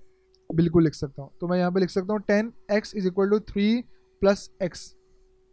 क्या ये पॉइंट समझ आया है? क्योंकि 0.33333 आपने कहा था, ऊपर लिखा था खुद आपने कि let x is equal to this, इसको आपने x के इक्वल सपोज किया था। x के इक्वल आपने क्या किया था? सपोज किया था। तो मैंने सिंपल इसको मैं x के साथ कर दिया रिप्लेस, ठीक है। अब मेरा x यहाँ पे है, तो मेरा x जाएगा इस तरफ, तो बनेगा 10x, क्योंकि ये प्लस में है तो minus x is equal to 3, इसका आंसर आ जाएगा 9x इज इक्वल टू 3। तो x की वैल्यू आ जाएगी 3/9, ठीक है। x अभी इसके इक्वल था, तो अब x आ रहा है 3/9 के इक्वल, मीन्स के 0.33 किसके इक्वल बनेगा? 3/9 के इक्वल। 3/9 किसके इक्वल आ रहा है?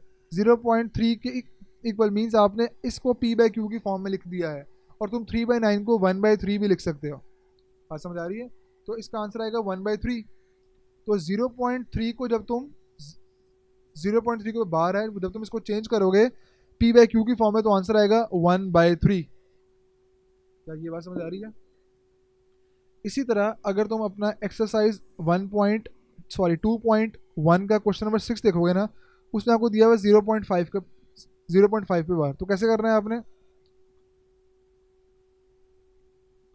एक्सरसाइज 1.6 1.6 नहीं है, मैंने चैप्टर नंबर 1 कंप्लीट किया तो मेरे जहन में चैप्टर नंबर 1 ही मूव कर रहा है। एक्सरसाइज 2.1 हम लोग कर रहे हैं और क्वेश्चन नंबर 6 है आपका। उसमें क्वेश्चन है आपके पास 0.5 के ऊपर बार। आपने क्या करना है? Let x is equal to 0.5 bar, x is equal to 0.5555 so on, dot लगाने हैं आपने क्योंकि मूव कर रहे हैं आगे। नॉन टर्मिनेटिंग है क्योंकि यहाँ पे सिर्फ एक ही डिजिट बार बार रिपीट कर रहा है, तो आपने इसको 10 से करना है मल्टीप्लाई। तो मल्टीप्लाई 10 ऑन बोथ साइड्स, दोनों साइड्स पे आपने 10 से किया मल्टीप्लाई। तो 10 multiply by x is equal to 10 multiply by 0.5555 and so on. तो इसका आंसर आ जाएगा 10 x इज इक्वल टू, जब आपने इसको किया ना 10 से मल्टीप्लाई, तो आंसर आया 5.55555 एंड सो ऑन। अब आपको एक होल पार्ट मिल गया है डेसिमल पार्ट के साथ। यहाँ पे होल पार्ट आपका 0 था, क्या बात है? इसलिए मैंने इसको 10 से किया मल्टीप्लाई ताकि मुझे एक होल पार्ट मिल जाए। ठीक है, अब क्या मैं इस डेसिमल को ब्रेक कर सकता हूँ इसके अंदर? देखो 10x is equal to 5 plus 0.5555 and so on. अब आपने कहा था कि जो x है ना वो 0.55 के इक्वल है, तो मैं x की वैल्यू यहाँ पे पुट कर दूंगा। तो 10x is equal to 5 plus x। अब x जब यहाँ पे मूव करेगा तो बनेगा 10x minus x is equal to 5। Answer आएगा 9x इज इक्वल टू 5 और x की वैल्यू आ जाएगी 5/9। ठीक है, तो आपने 0.5 बार को 5/9 में कन्वर्ट कर दिया, p बाई क्यू की फॉर्म में कन्वर्ट कर दिया है। क्या ये बात समझ आई है? बिल्कुल आसान सा क्वेश्चन है, कोई मुश्किल वाली बात ही नहीं है इसमें। अगर तुम मैं मूव करता हूँ क्वेश्चन नंबर 6 का जो पार्ट 3 है उसको देखो ज़रा, बिल्कुल सिंपल है। क्वेश्चन कह रहा है सेम स्टेप्स हैं, बस एक चीज़ को आपने नोटिस करना है। 0.67 के ऊपर बार है। अब यहाँ पे देखो यार, यहाँ पे ना 2 डिजिट्स के ऊपर बार है, मीन्स आपका ये नंबर कन्वर्ट होगा 0.67 67 67 एंड सो, मीन्स कि आपका 67 बार बार क्या कर रहा है? रिपीट कर रहा है। पहला स्टेप क्या था? आप इसको x के इक्वल लेट करते थे, तो let x is equal to 0.67 bar, x is equal to 0.676767 and so on. अच्छा, वहाँ पे क्या था? जो पहले क्वेश्चन थे उसमें था 0.5 में एक डिजिट हो रहा है रिपीट। जब एक डिजिट हो रहा था रिपीट तो आप 10 से कर रहे थे मल्टीप्लाई, क्योंकि 10 में एक 0 है। अब इस केस में आपके 2 डिजिट्स बार बार रिपीट हो रहे हैं, तो इस केस में तुमने 10 से नहीं 100 से करना है मल्टीप्लाई। बात समझ आ रही? क्योंकि 2 डिजिट्स हो रहे हैं रिपीट, इस चीज़ को मेक श्योर करो कि 100 में 2 0 हैं, तो मैंने 100 से करना है मल्टीप्लाई।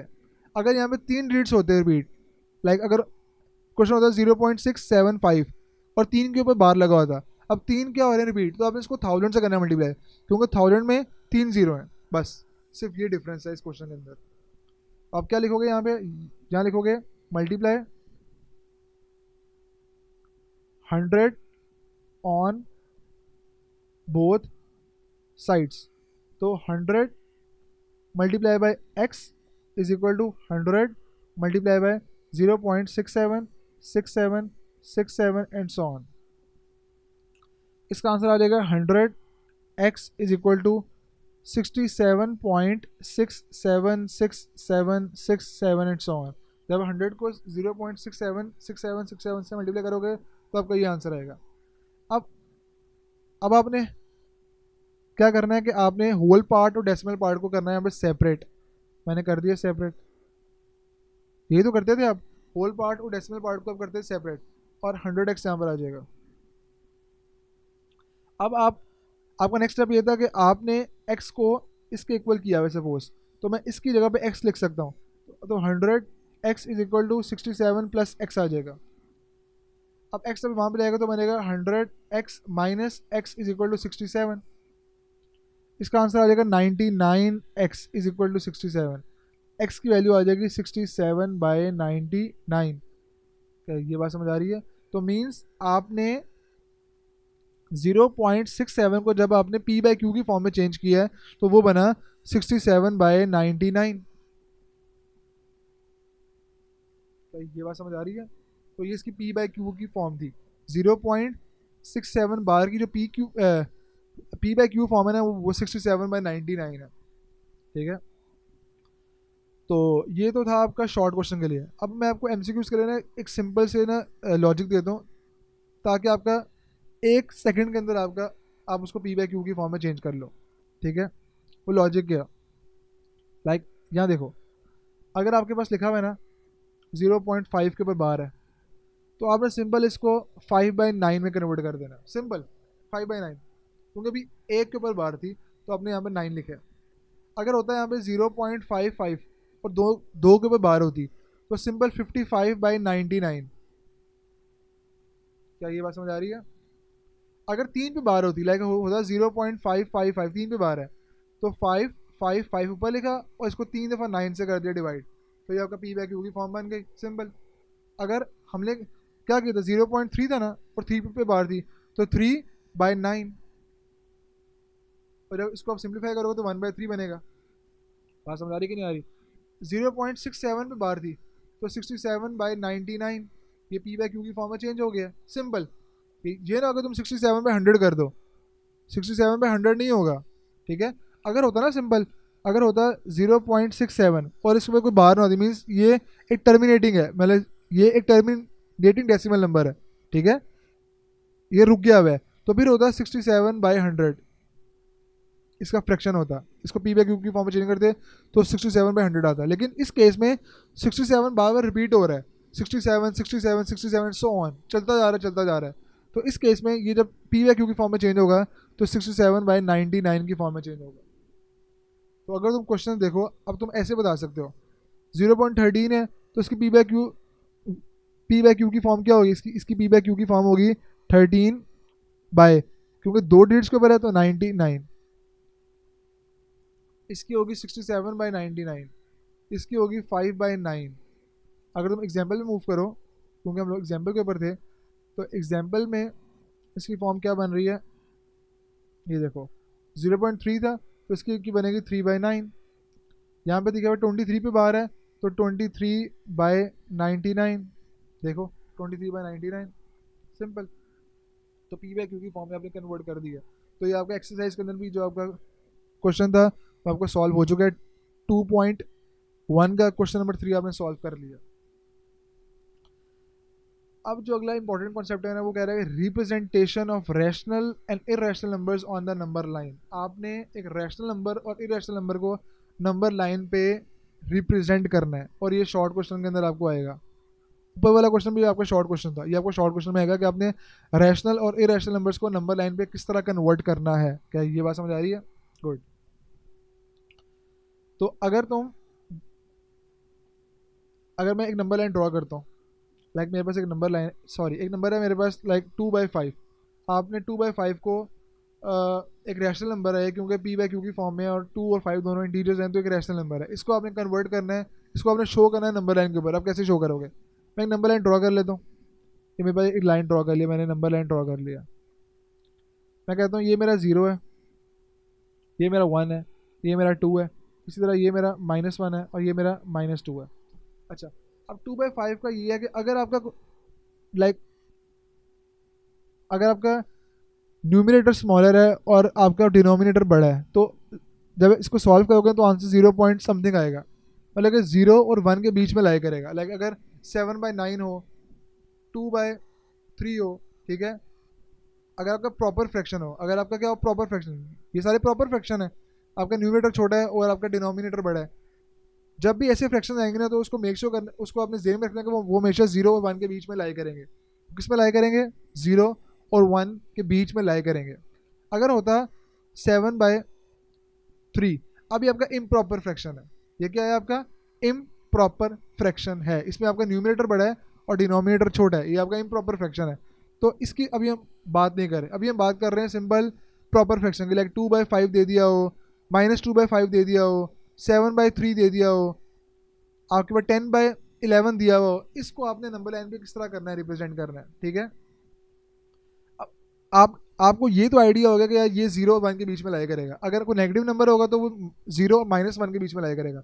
अगर होता है -2/5 तो वो 0 और -1 के बीच में लाया करेगा। अगर दिया हुआ है आपको 2/5 तो वो 0 और 1 के बीच में लाया करेगा, ठीक है। इतना बात आपको क्लियर हो चुकी है। अब जो अगला चीज़ आपने देखनी है ना, वो ये है कि आपका न्यूमरेटर 5 है। अगर मैं 2/5 को रिप्रेजेंट करूँ तो आपका न्यूमरेटर क्या है, इसको रेज कर देता हूँ।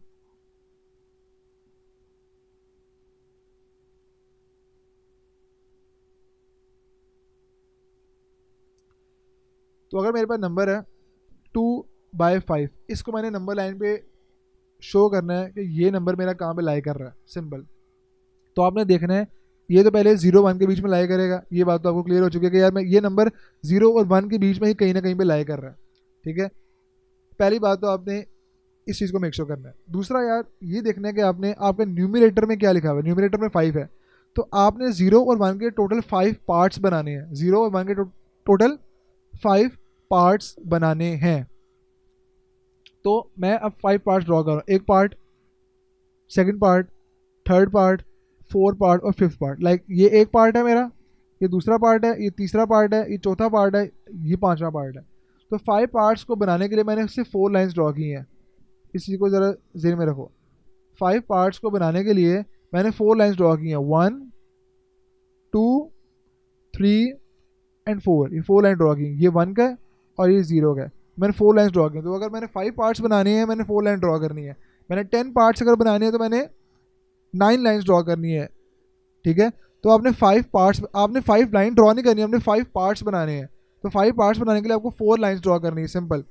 अच्छा, अब ये 2/5 है तो आपने 2 पार्ट्स काउंट करने हैं, ये 1 पार्ट और 2 पार्ट। तो ये नंबर मेरा यहाँ पे लाई करेगा 2/5। क्या ये बात समझ आ रही है? इसी तरह लेट्स सपोज अगर आपके पास नंबर होता, अगर आपके पास नंबर होता, मैं कहता हूँ मेरे पास नंबर है, इरेज कर दे इसको, मेरे पास नंबर है, ये मेरी नंबर लाइन है, मेरे पास नंबर है 7/9। अब 7/9 एक प्रॉपर फ्रैक्शन है, इसका आंसर हमेशा 0 पॉइंट समथिंग आएगा, ठीक है। ये ठीक है, 0.77 समथिंग आ रहा है, ठीक है। तो ये आपको आइडिया हो गया कि यार ये 0 और 1 के बीच में ही लाया करेगा, ओके। फिर दूसरा जो पॉइंट था वो ये था कि आपने देखना है कि इसके न्यूमिनेटर में कौन सा नंबर है। तो इसके न्यूमिनेटर में 9 है, मीन्स आपने टोटल 9 पार्ट्स 0 1 को आपने 9 पार्ट्स में डिवाइड करना है। तो 9 पार्ट्स को डिवाइड करने के लिए आपने 8 लाइन्स टोटल ड्रॉ करनी है, लाइक 1 2 3 4 5 6 7 8। ये क्योंकि आप मैनुअली ड्रॉ कर रहे हो तो आपका कोई पार्ट छोटा बड़ा हो सकता है, लेकिन आपने कोशिश करनी है कि आपके सारे पार्ट्स देखने में इक्वल लगे, ठीक है। आपने टोटल 8 लाइन्स ड्रॉ कर दी, 9 पार्ट्स में हो चुका है डिवाइड। लाइक ये आपका पहला पार्ट है, दूसरा, फिर तीसरा, चौथा, पाँचवा, छठा, सातवां, आठवां, नौवां, 9 पार्ट्स में डिवाइड हो चुका है 0 और 1। अब आपने टोटल 7 पार्ट्स कर लेने सेलेक्ट, 1 2 3 4 5 6 एंड 7 पार्ट्स हो चुके सेलेक्ट। तो यहाँ पे आपका 7/9 लाया करेगा। क्या ये बात समझ आ रही है? ठीक है, तो इतना आसान था। अगर मैं बात करूँ -7/9 की, अगर मैं बात करूँ -7/9 की, मेरे पास एक नंबर लाइन है, यहाँ पे -2 है, -1 है, यहाँ पे 0 है, यहाँ पे 1 है, यहाँ पे 2 है। अगर मेरा -7/9 होता, अब -7/9 क्योंकि नेगेटिव नंबर है तो, और ऊपर से ये प्रॉपर फ्रैक्शन भी है, मतलब 0 पॉइंट समथिंग, -0 पॉइंट समथिंग आ रहा है, -0.7777 आएगा। तो ये 0 और -1 के बीच में अप्लाई कर रहा है, 0 और -1 के बीच में लाया कर रहा है, क्योंकि ये एक नेगेटिव नंबर है, -0 पॉइंट समथिंग आ रहा है। तो 0 और -1 के बीच में लाया कर रहा है। बाकी सारे स्टेप्स आपके सेम है। आपने 9 पार्ट्स ड्रॉ किए, 1 2 3 4 5 6 7 8 लाइन्स ड्रॉ कर ली हैं और टोटल 9 पार्ट्स में डिवाइड हो चुका है, ठीक है। और 7 पार्ट्स आपने करने हैं सेलेक्ट, 1 2 3 4 5 6 एंड 7, मीन्स ये नंबर मेरा यहाँ पे लाई कर रहा है -7/9। क्या ये बात क्लियर है? तो प्रॉपर फ्रैक्शंस तो आपके हो चुके हैं क्लियर। अगर आपको दे दे इम्प्रॉपर फ्रैक्शन, लाइक मैं दे दूँ आपको 3 को आपने नंबर लाइन पे रिप्रेजेंट करना है। अब इम्प्रॉपर फ्रैक्शन है, इसका न्यूमरेटर बड़ा है और डिनोमिनेटर छोटा है, तो पहले आपने इस फ्रैक्शन को होल नंबर में कन्वर्ट कर लेना, मिक्स नंबर में कन्वर्ट करना है। तो वैसे 3 को आपने किया 7 से डिवाइड, 3 2 जार 6, आंसर आ गया मेरे पास 1। लाइक इसका होल नंबर क्या बनेगा, 2 होल 1/3। तो इसको जब मैंने होल नंबर में किया ना कन्वर्ट, तो मेरे पास आ गया 2 होल 1/3। क्या ये बात क्लियर है? अब इस 2 होल 1/3 को आपने किस तरह नंबर लाइन पे शो करना है, ये बड़ी इंपॉर्टेंट बात है, और ये ज़रा इंपॉर्टेंट कॉन्सेप्ट है, ज़रा इसको समझ लो। आपने नंबर लाइन, अच्छा ये जो 2 आपको बता रहा है ना, जो होल पार्ट है 2 होल 1/3, ये 2 बता रहा है कि ये जो 2 है ना, ये जो आपका नंबर है ना, ये 2 और 3 के बीच में लाई करेगा। अगर आपका यहाँ लिखा होता है 1 होल 1/5, ये 1 आपको ये बता रहा है कि ये आपका नंबर 1 और 2 के बीच में लाई करेगा, ठीक है। अगर यहाँ पे आपको दिया होता है 5 होल 1/7, ये 5 का जो होल पार्ट है ना, वो आपको ये बता रहा है कि ये आपका नंबर 5 और 6 के बीच में लाई करेगा, ठीक है। अगर आपको होता है -5 होल 1/7, तो ये आपको ये बता रहा है कि आपका माइनस, ये पूरा नंबर है ना, ये -5 और -6, -5 और -4 नहीं, -5 और -6 के बीच में लाई करेगा, ठीक है। तो अब मैं 2 होल 1/3 को कर रहा हूँ रिप्रेजेंट, तो मुझे 2 और 3 के बीच में लाई करेगा। तो मुझे इस तरह ड्रॉ करना है कि मेरा यहाँ पे 0, यहाँ पे 1, यहाँ पे 2 और यहाँ पे 3 भी शो हो, क्योंकि मैंने 2 और 3 के बीच में लाई करना है, ठीक है। यहाँ पे -1, यहाँ पे -2, लाजमी नहीं है कि आप यहाँ पे -3 भी लिखो, बस आपने, क्योंकि आपका जो नंबर है ना वो इस जगह पे शो करेगा, तो ये पूरी आपकी ज़ाया जाएगी। तो बस एक सिंपल आपने बस एक रैंडम सा ड्रॉ कर लेना, ताकि उनको आइडिया हो कि ये आपकी ना एक नंबर लाइन है, लेकिन आपका नंबर कहाँ पे होगा रिप्रेजेंट, वो सिर्फ इस पार्ट में रिप्रेजेंट होगा। अच्छा, दूसरा ये आपको एक डेसिमल, उसके साथ आपको एक फ्रैक्शन दिया हुआ है, ये फ्रैक्शन का कॉन्सेप्ट आपका सेम ही है। ये आपको जो 2 है वो ये बताएगा कि 2 और 3 के बीच में लाया करेगा, और इसका कॉन्सेप्ट सेम था कि आपने टोटल 3 पार्ट्स ड्रॉ करने हैं, उसके लिए आपको 2 लाइंस लगानी है, और फिर आपने 1 पार्ट करना है सेलेक्ट, 1 पार्ट कर ले सेलेक्ट, तो ये जो होगा ना नंबर, ये 2 होल 1/3 आपका यहाँ पे लाया करेगा। क्या ये बात समझ आ रही है? इसी तरह अगर मैं देखूँ, मैंने -4 होल 1/5 को मैंने करना है, रिप्रेजेंट करना है, तो मीन्स अब ये वाला -4 आपको ये बता रहा है कि -4 और -5 के बीच में लाई करेगा। तो मुझे अब नंबर लाइन इस तरह ड्रॉ करनी है कि उसमें -4 और -5 दोनों शो हो रहे हों। तो अगर मैं इसको बोलूँ ये मेरा 0 है, ये मेरा 1 है, अब मैं यहाँ पे 2 3 नहीं लिखूँगा, क्योंकि मुझे सिर्फ -4 -5 तक जाना है। ये मेरा -1 है, ये -2, ये -3, ये -4 और ये मेरा -5। तो मेरा नंबर इस जगह पे लाई कर रहा है। क्या ये बात समझ आ रही है? और ये जो पार्ट था ना फ्रैक्शन वाला पार्ट, ये आपको ये बता रहा है कि आपने टोटल 5 पार्ट्स करने हैं, 1 2 3 4, 5 पार्ट्स के लिए आपको 4 लाइंस ड्रॉ करनी थी, ठीक है। और इसमें से 1 पार्ट कर लेना सेलेक्ट, तो 1 पार्ट ही आपका सेलेक्ट हो चुका है ये वाला। तो ये नंबर आपका -4 होल 1/5 यहाँ पे लाई करेगा। तो ये बात क्लियर है किस तरह आपने रैशनल और इरेशनल नंबर्स को नंबर लाइन पे रिप्रेजेंट करना है। तो अगर मैं एक्सरसाइज पे मूव करूँ ना, तो आपको ये एग्जांपल दी हुई है, -2/5, 15/7, 15/7 को पहले आपने होल नंबर में चेंज कर लो, तो 15/7, 7 2 जार 14, माइनस के 1 आ गया, तो बनेगा 2 होल 1/7। ये जो 2 है वो आपको ये बता रहा है कि आपका 2 और 3 के बीच में लाई करेगा, और 1/7 का सिंपल कॉन्सेप्ट था आपने किस तरह करना है रिप्रेजेंट, तो मैंने आपको बता दिया है, ये अब आप देख लो। इसी तरह -1/7 था, तो -1 और 2 के बीच में लाया कर रहा है, और 7/9 में से आपने इसके 9 पार्ट्स किए और 7 पार्ट भी आपने ड्रॉ कर दिया। अब हम मूव कर रहे हैं एक्सरसाइज 2.1 की तरफ। एक्सरसाइज 2.1 में जो हमारा पहला क्वेश्चन है ना, वो क्वेश्चन ये बोल रहा है कि क्वेश्चन नंबर 1 हमें कह रहा है कि आपने सिर्फ ठीक है आइडेंटिफाई करना है कि इसमें रैशनल नंबर कौन सा है और इरैशनल नंबर कौन सा है। मैंने आपको बताया था जैसे एमसीक्यूज में आएगा, तो अगर आप √3 देखो, मैंने आपसे बोला था कि कोई भी प्राइम नंबर होगा ना, 3 एक प्राइम नंबर है, उसके ऊपर अगर अंडर रूट दे दिया जाए तो वो क्या बन जाएगा, इरैशनल नंबर। तो √3 क्या होगा, इरैशनल नंबर। क्या ये बात समझ आ रही कि नहीं आ रही? अब मुझे बताओ 1/6 क्या होगा। 1/6 मुझे बताओ, क्या 1 और 6 दोनों इंटीजर्स हैं और p/q की फॉर्म में भी हैं, तो 1/6 क्या होगा, 1/6 आपका रैशनल नंबर होगा, ये आपका रैशनल नंबर है। अच्छा, पाई क्या होगा, पाई आपका इरैशनल नंबर है, मैंने बताया था आपको पाई इरैशनल नंबर है। 15/2, 15/2 क्या होगा, p/q की फॉर्म में है, ऐसा ही है, p/q की फॉर्म में है, और p और q दोनों के इंटीजर्स हैं, तो ये आपका रैशनल नंबर है। 7.25 अभी आपका डेसिमल नंबर है। तो डेसिमल नंबर में मैंने आपको बताया था एक टर्मिनेटिंग होगा, एक नॉन टर्मिनेटिंग होगा, एक रिकरिंग होगा और एक नॉन रिकरिंग होगा। तो मुझे बताओ 7.25 और टर्मिनेटिंग और रिकरिंग दोनों क्या थे? दोनों रैशनल नंबर्स थे। नॉन टर्मिनेटिंग और नॉन रिकरिंग दोनों क्या थे? वो इर्रेशनल नंबर्स थे। तो मुझे बताओ 7.25 टर्मिनेटिंग है कि नॉन टर्मिनेटिंग है? ये टर्मिनेटिंग है, रुक गया हुआ है, आगे मूव नहीं कर रहा, आगे और कोई और डिजिट्स नहीं आ रहे। अगर होता ना 7.25 dot dot dot dot dot means ये आगे मूव कर रहा है, ये नॉन टर्मिनेटिंग है, रुका नहीं है, चलता जा रहा है। लेकिन ये आपका टर्मिनेटिंग है, तो जो टर्मिनेटिंग डेसिमल नंबर थे वो क्या थे? वो आपके रैशनल नंबर थे, तो ये भी आपका रैशनल नंबर होगा। क्या ये बात समझ आ रही है? और अंडर रूट 29 एक प्राइम नंबर है, और प्राइम नंबर के ऊपर आपको दिया हुआ स्क्वायर रूट, ये क्या होगा? ये एक इर्रेशनल नंबर होगा। तो इस क्वेश्चन में सिंपल आपने आइडेंटिफाई करना था कि रैशनल नंबर कौन से हैं और इर्रेशनल नंबर कौन से हैं। क्या ये बात क्लियर हो चुकी है? गुड। अगला जो क्वेश्चन है ना, क्वेश्चन नंबर 2, वो कह रहा है कि convert the following fraction into 2 decimal fractions. Like in fractions को आपने सिंपल डेसिमल नंबर्स में कन्वर्ट करना है। तो अगर मैं आपके पहला पार्ट देखूँ 17/25 है, इसमें आपकी सिंपल लॉन्ग डिवीजन काम करेगी। क्वेश्चन नंबर 2 का फर्स्ट पार्ट 17/25, 25 को 17 से कर दो डिवाइड, ठीक है।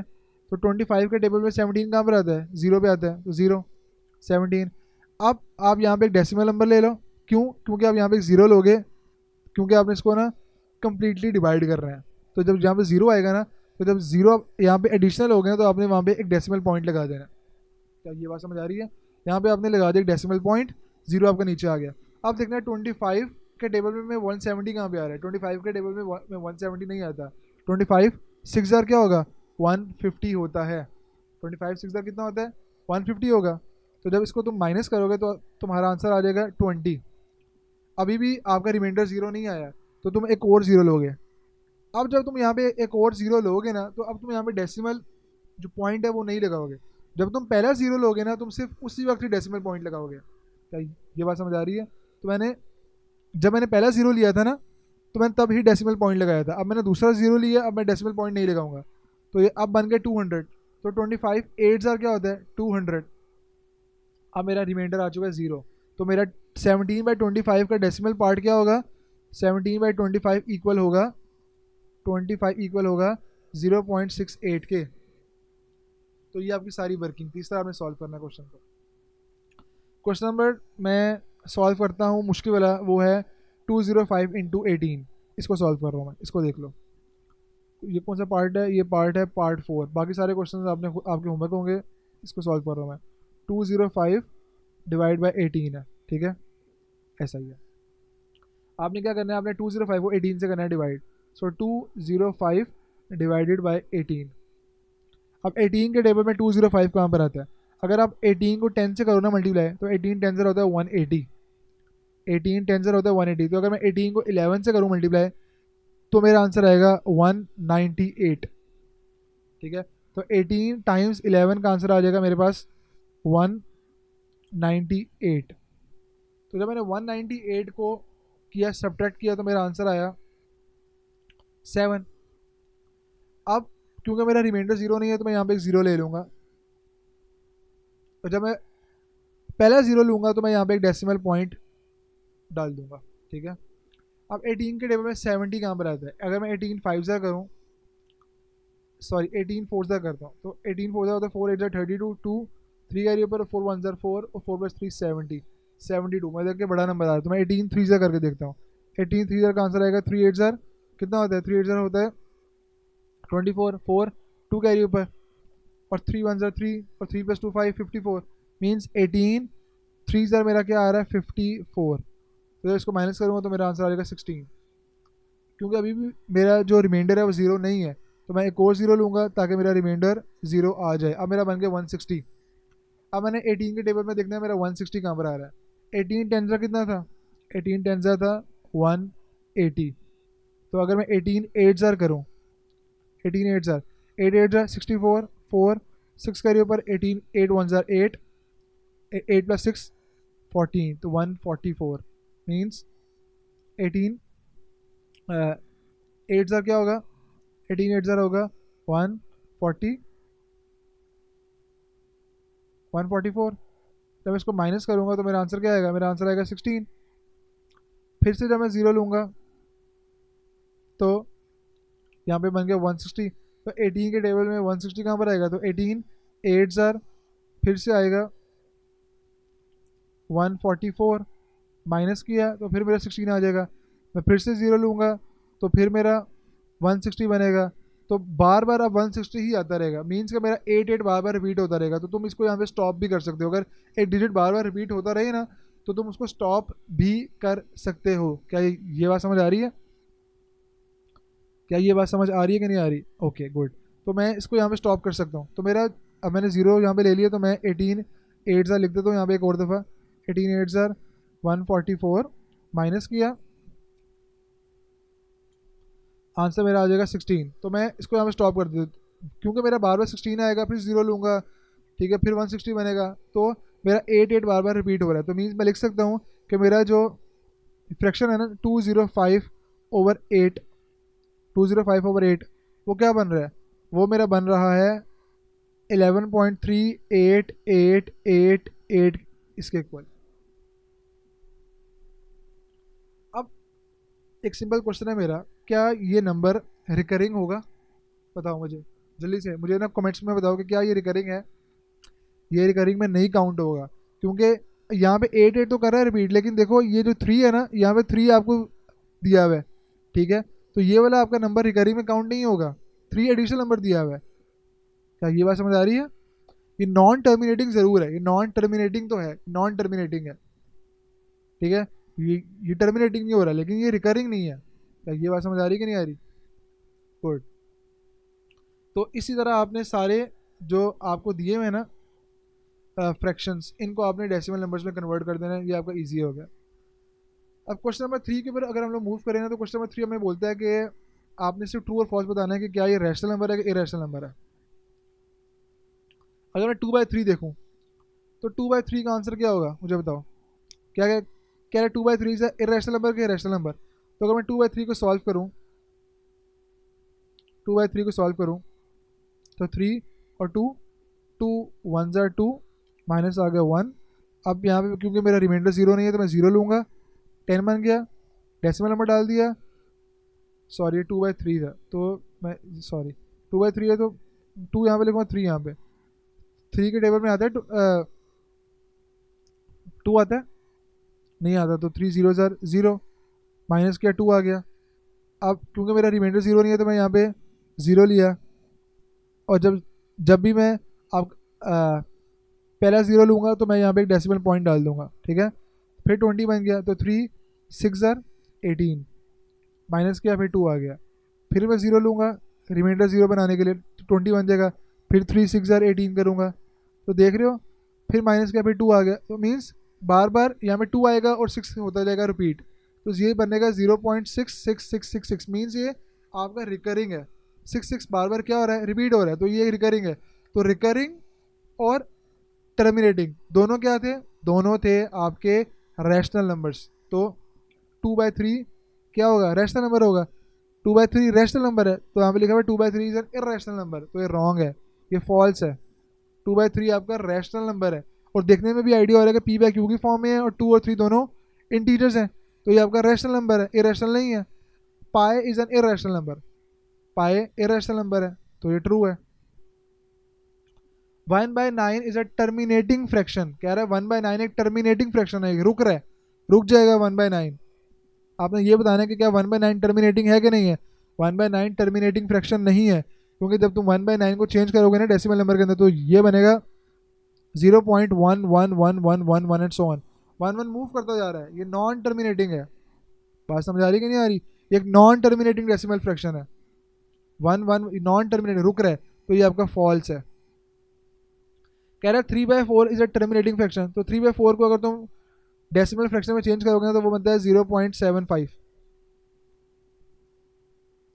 तो 0.75 के आगे मूव कर रहे हैं, 5 के बाद कोई और डिजिट है और आगे चलता जा रहा है नहीं, तो टर्मिनेटिंग फ्रैक्शन है, तो ये ट्रू है। फिर कह रहा है 4/5 is a recurring fraction, recurring means bar bar repeat हो रहा हो, तो अगर तुम 4/5 को चेंज करोगे ना डेसिमल के अंदर, तो वो बनता है 0.20। क्या 0.20 रिपीट हो रहा है? अगर मीन्स के क्या जो 20 है वो ऐसे लिखा हुआ है कि 0.20, फिर 20, फिर 20 and so on. 20 bar bar repeat हो रहा है कि सिर्फ 20 के बाद कोई और डिजिट है? नहीं है। मीन्स ये आपका नॉन रिकरिंग है, रिपीट नहीं हो रहा और टर्मिनेटिंग है। बात समझ आ रही है? तो ये फॉल्स होगा आपका। ये क्या आपका? ये फॉल्स है। क्लियर हुआ है? क्वेश्चन नंबर 3 भी आपका क्लियर है। अब हम मूव कर रहे हैं क्वेश्चन नंबर 4 की तरफ। क्वेश्चन नंबर 4 आपको सिंपल बोल रहा है कि आपने नंबर्स को नंबर लाइन पे रिप्रेजेंट करना है, जो कि मैंने आपको ऑलरेडी एक्सरसाइज 2.1 से पहले जो आपकी सारी थ्योरी है ना वो एक्सप्लेन कर चुका हूँ, लेकिन फिर भी मैं एक क्वेश्चन सॉल्व करूँगा। क्वेश्चन नंबर 4 का पार्ट 4 सॉल्व करता हूँ। क्वेश्चन नंबर 4 का पार्ट 4 मुझे ये बोल रहा है, क्या कह रहा था, -2 होल 5/8।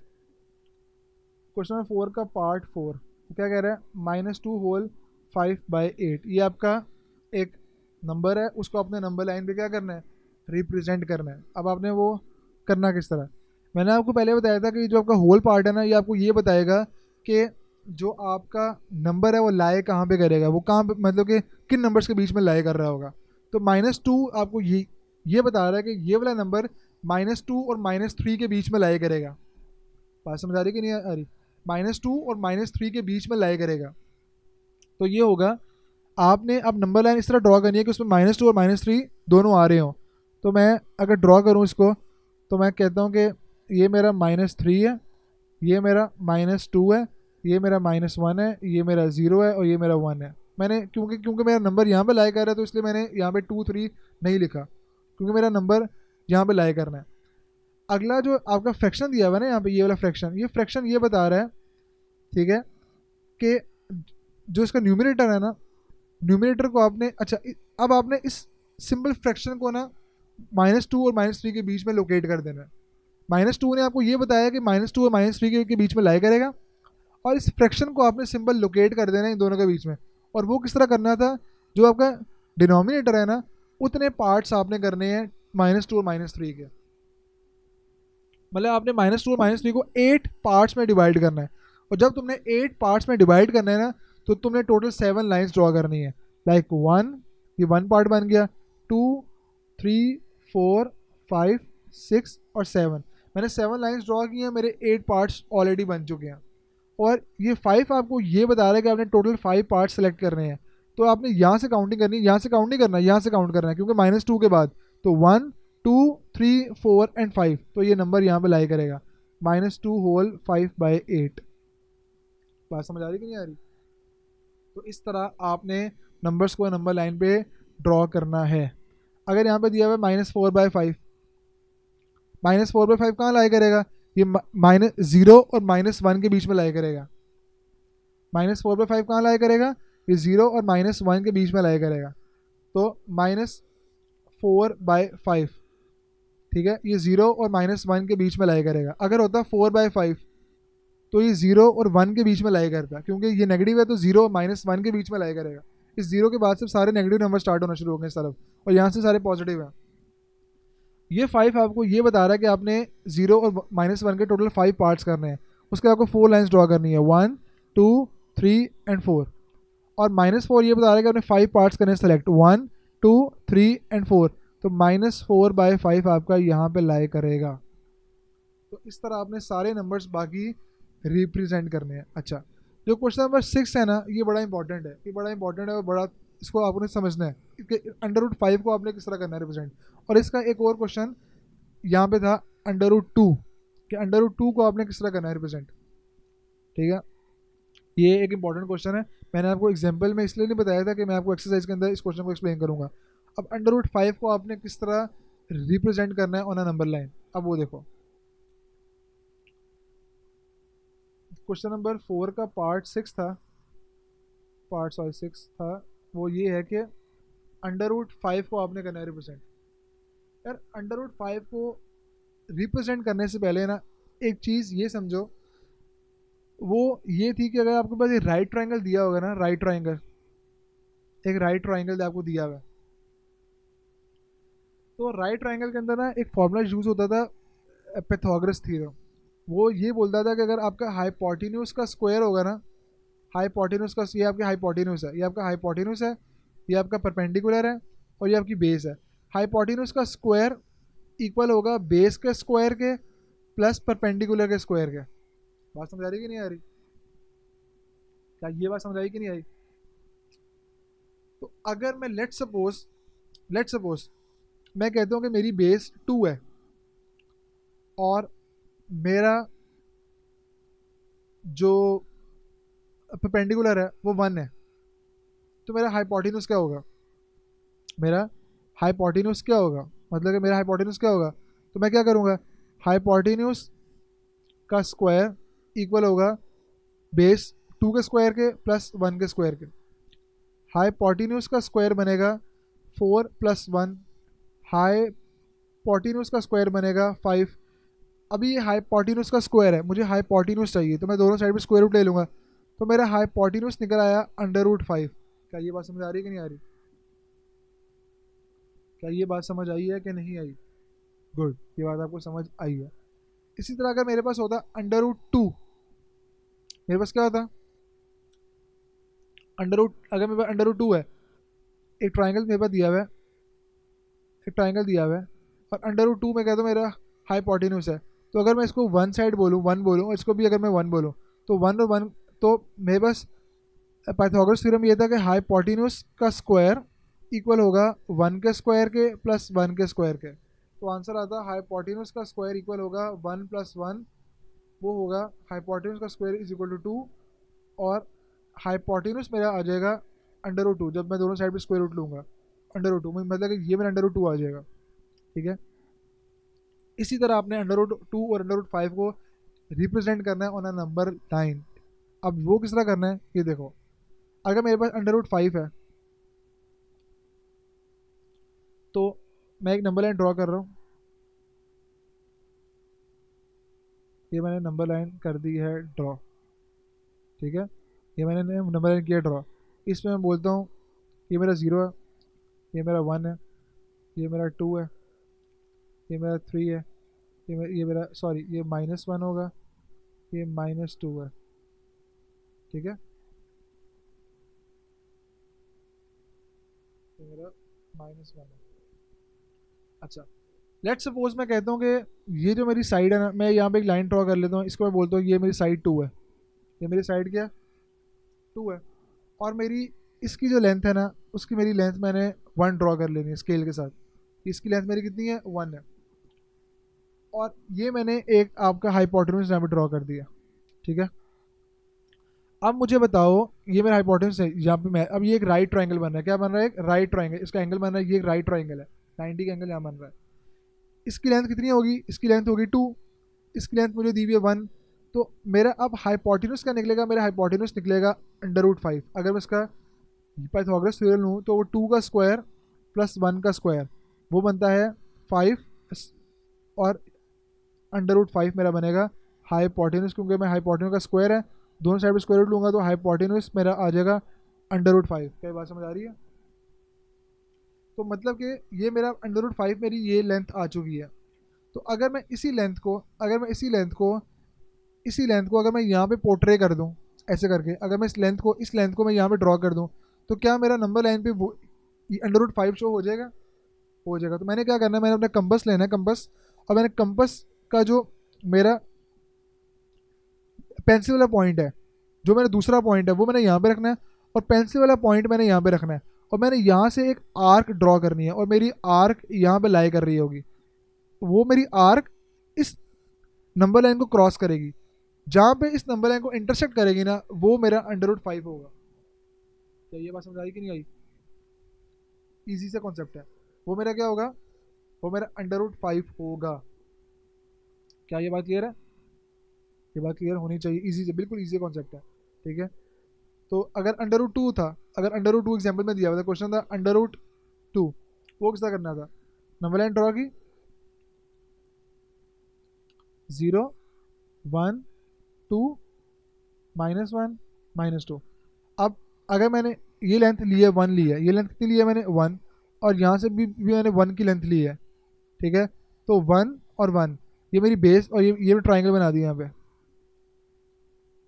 तो ये मेरी बेस है लेट्स सपोज, और ये मेरा परपेंडिकुलर है, तो ये मेरा हाइपोटेन्यूज होगा। तो 1 का स्क्वायर प्लस 1 का स्क्वायर किसके इक्वल होगा, हाइपोटेन्यूज के स्क्वायर के इक्वल। हाइपोटेन्यूज का स्क्वायर बनेगा मेरा 1 प्लस 1, हाइपोटेन्यूज का स्क्वायर मेरा बनेगा 2। अगर मैं दोनों साइड पे स्क्वायर रूट ले लूँ तो हाइपोटेन्यूज का स्क्वायर रूट इक्वल होगा 2 का स्क्वायर रूट के, कैंसिल हो जाएगा तो बनेगा हाइपोटेन्यूज मेरा क्या बना, √2, मीन्स ये मेरा √2 आ रहा है। अगर मैं अपने कंपास की पेंसिल यहाँ पे रखूँ और नीडल यहाँ पे रखूँ और यहाँ से मैं एक आर्क ड्रॉ करूँ, जो मेरी आर्क ऐसे ड्रॉ होकर मेरे यहाँ पर आएगी, तो ये आर्क इस नंबर लाइन को इस पॉइंट पे इंटरसेक्ट कर रही है, तो यही पॉइंट मेरा √2 का होगा। नेक्स्ट क्वेश्चन है वो है give a rational number between 3/4 and 5/9, means question number 5 है give a rational number between 3/4 and 5/9। दो नंबर्स के बीच में, ये एक नंबर है, समझो 3/4 एक नंबर है और 5/9 एक नंबर है, इसके बीच में आपने एक रैशनल नंबर देना है कि इसके बीच वाला मिड वाला नंबर रैशनल नंबर क्या होगा। लेट्स सपोज यार मेरे पास एक नंबर है 2 और एक नंबर 5 है, तो इसके बीच वाला नंबर क्या होगा वो मैं कैसे निकालूंगा, मैं निकालूंगा दोनों नंबर को मैंने ऐड किया और इसको 2 से कर दिया डिवाइड, तो 2 + 5 7, 7 डिवाइड बाई 2, तो आंसर आएगा मेरे पास 3.5। मतलब कि 3.5 दोनों के मिड में है, यहाँ से भी 1.5 का गैप है और यहाँ से भी 1.5 का गैप है। तो किसी दो नंबर्स के बीच अगर मिड वाला नंबर निकालना है, आपने बिटवीन नंबर निकालना है, तो दोनों नंबर को ऐड करना है और 2 से कर देना डिवाइड। अगर एक नंबर मेरे पास 100 है और यहाँ पे मेरे पास दिया हुआ है एक 200, तो 100 और 200 के बीच में नंबर क्या होगा, तो दोनों को ऐड किया 100 + 200, आंसर आ गया 300 और उसको 2 से कर दिया डिवाइड, तो 300 डिवाइड बाई 2 का आंसर आएगा 150। मतलब कि 100 और 200 के सेंटर में इन बिटवीन 150 लाई कर रहा है। बात समझ आ रही है। तो इसी कॉन्सेप्ट को यूज़ करो इस वाले क्वेश्चन के अंदर। आपको दो रैशनल नंबर्स दिए हुए हैं 3, 4 एंड 5, 9। दो नंबर्स के हैं, आपने बताना है 3/4 एंड 5/9 के बिटवीन नंबर, इनके बिटवीन कौन सा नंबर लाई कर रहा है। तो क्या कॉन्सेप्ट था, दोनों नंबर को ऐड करना है और 2 से क्या करना है डिवाइड। तो मैं सॉल्व कर रहा हूँ 3/4 + 5/9, इन दोनों को मैंने ऐड किया और इन दोनों को मैंने क्या कर दिया 2 से डिवाइड, सिंपल। और कुछ नहीं करना, दोनों को ऐड किया 2 से क्या कर दिया डिवाइड, जो आंसर आएगा वो मेरा इन बिटवीन नंबर होगा। अच्छा, अब इन दोनों फ्रैक्शंस को ऐड करने के लिए मुझे इन दोनों के डिनोमिनेटर को सेम करना है, क्योंकि 4 है यहाँ पे 9 है, तो मैं इसको कर दूंगा 9 से मल्टीप्लाई, 36 इनका डिनोमिनेटर आ रहा है 36 सेम, और 9 को मैं कर दूंगा 4 से मल्टीप्लाई। इस तरह 5 भी मेरा 4 से होगा मल्टीप्लाई और 3 भी मेरा 9 से होगा मल्टीप्लाई। अच्छा, तो 3 × 9 का आंसर आता है 27/36 प्लस 5 × 4 का आंसर आएगा 20/36, और ये डिवाइड हो रहा था 2 के साथ। ओके, क्या ये बात समझ आ रही है। जब मैंने दोनों को ऐड किया तो मेरा बना 27। अब मेरा न्यूमिनेटर ऐड होंगे, डिनोमिनेटर ऐड नहीं होंगे, न्यूमिनेटर ऐड होंगे। तो जो ऐड हुआ तो 27 + 20, दोनों को ऐड किया, डिनोमिनेटर तुम एक दफ़ा लिखोगे और ये 2 से डिवाइड हो रहा था, ठीक है। जब इसको सॉल्व किया तो बना 47/36, और ये नंबर किससे डिवाइड हो रहा था 2 से। अच्छा, अब देखो इसका कॉन्सेप्ट। अब अगला कॉन्सेप्ट ये है कि ये एक फ्रैक्शन है। अब तुम इस जो आपका डिनोमिनेटर है इसको भी एक फ्रैक्शन बना दो, उसके लिए मैं 1 लिख सकता हूँ, मैंने लिख दिया। अब कॉन्सेप्ट ये है कि जो आपका नीचे वाला फ्रैक्शन है ना, उसका डिनोमिनेटर ऊपर वाले फ्रैक्शन के न्यूमिनेटर से मल्टीप्लाई होगा, और जो आपका ऊपर वाले का डिनोमिनेटर है ना वो नीचे वाले के न्यूमिनेटर से मल्टीप्लाई होगा। मतलब कि अब अगला स्टेप क्या होगा, 47 × 1 डिवाइड बाय 2 × 36। क्या ये बात समझ आ रही है। नीचे वाले का जो नीचे वाला फ्रैक्शन है उसका डिनोमिनेटर ऊपर वाले के न्यूमिनेटर से होगा मल्टीप्लाई, और ऊपर वाले का डिनोमिनेटर नीचे वाले के न्यूमिनेटर से मल्टीप्लाई होगा। 47 × 1 और 2 × 36, तो मेरा आंसर क्या आ जाएगा 47/72।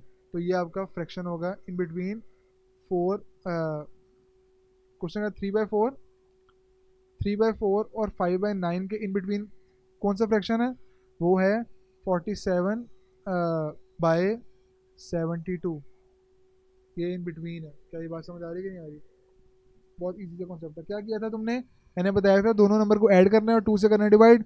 दोनों 3/4 5/9 को ऐड किया, 2 से किया डिवाइड, ठीक है। ऐड करने के लिए मुझे उनका डिनोमिनेटर सेम करना है, तो वो मैंने यहाँ पे किया। ठीक है, ये बन गया 27/36, ये बना 20/36। अब दोनों को मैंने यहाँ पे ऐड किया और 2 से यहाँ पे हो रहा है डिवाइड। फिर ये बन गया 47/36 डिवाइड बाई 2। मैंने 1 लिख दिया, 1 मेरा हो रहा है 47 से मल्टीप्लाई और 36 मेरा हो रहा है 2 से मल्टीप्लाई। तो ये बनेगा 47/72। इन बिटवीन नंबर कौन सा इनका? 47/72। क्या ये बात क्लियर है? गुड। तो क्वेश्चन नंबर 5 भी हमारा क्लियर हो चुका है। अब हम मूव कर रहे हैं क्वेश्चन नंबर 6 की तरफ। और क्वेश्चन नंबर 6 मैंने ऑलरेडी आपको एक्सरसाइज जब मैंने एक्सप्लेन की थी उसमें एक्सप्लेन किया था, मैं फिर भी आपको एक क्वेश्चन सॉल्व करके बता रहा हूँ। और वो है 0.13 को मैंने P/Q की फॉर्म में लिखना है। ये मेरे पास एक रिकरिंग डेसिमल है। 13 बार का मीनिंग है कि 13 बार पर रिपीट हो रहा है। 0.13 बार का मीनिंग है कि 13 बार पर क्या होगा? Repeat repeat repeat and so on, होता जाएगा रिपीट। तो मैंने इस बार को, इस नंबर को, इस रिकरिंग डेसिमल नंबर को मैंने कन्वर्ट करना है किस में? मैंने कन्वर्ट करना है P/Q की फॉर्म में। P/Q की फॉर्म में। तो क्या था, मैंने कहा था आपसे कि आपने let x is equal to 0.13 bar, x is equal to 0.13 13 13 and so on. ठीक है। अब क्योंकि इसका जो होल पार्ट है ना यहाँ पे वो 0 है और यहाँ पे 2 डिजिट्स क्या हो रहे हैं? रिपीट हो रहे हैं। तो जब 2 डिजिट्स होंगे ना रिपीट, तो मैंने 100 से करना है मल्टीप्लाई। और मल्टीप्लाई क्यों करना है? क्योंकि मेरा कोई ना कोई होल पार्ट अभी 0 है, कोई ना कोई होल पार्ट मेरे पास आ जाए। क्या ये बात समझ आ रही है? और 100 से क्यों करना है मल्टीप्लाई? क्योंकि यहाँ पे 2 डिजिट्स रिपीट हो रहे हैं। अगर यहाँ पे होते ना एक डिजिट होता है रिपीट बार बार, 5 रिपीट हो रहा है, तो फिर मैं इसको 10 से करता मल्टीप्लाई, क्योंकि 10 में भी एक 0 है। ठीक है। और यहाँ पे एक डिजिट हो रहा है रिपीट, तो मैं करता 10 से मल्टीप्लाई। अगर 2 डिजिट्स मेरे होते रिपीट, तो मैं करता 100 से मल्टीप्लाई। अगर 3 डिजिट्स मेरे रिपीट होते तो फिर मैं 1000 से करता मल्टीप्लाई, क्योंकि 1000 में 3 जीरोज हैं और 3 डिजिट्स हो रहे हैं रिपीट। बात समझ आ रही है? इस तरीके से आपने याद रखना है। तो मैंने इसको 100 से कर दिया मल्टीप्लाई, तो मैं लिखूंगा मल्टीप्लाई 100 ऑन बोथ साइड्स। ये लाइन आपने लिखनी है। तो 100 मल्टीप्लाई बाय एक्स, दोनों साइड पे करना है मल्टीप्लाई, एक साइड पे नहीं, ताकि आपकी इक्वेशन बैलेंस रहे। 100 multiply bye 0.13 13 13 and so on. तो ये बनेगा 100 इंटू एक्स, सॉरी इसका आंसर आएगा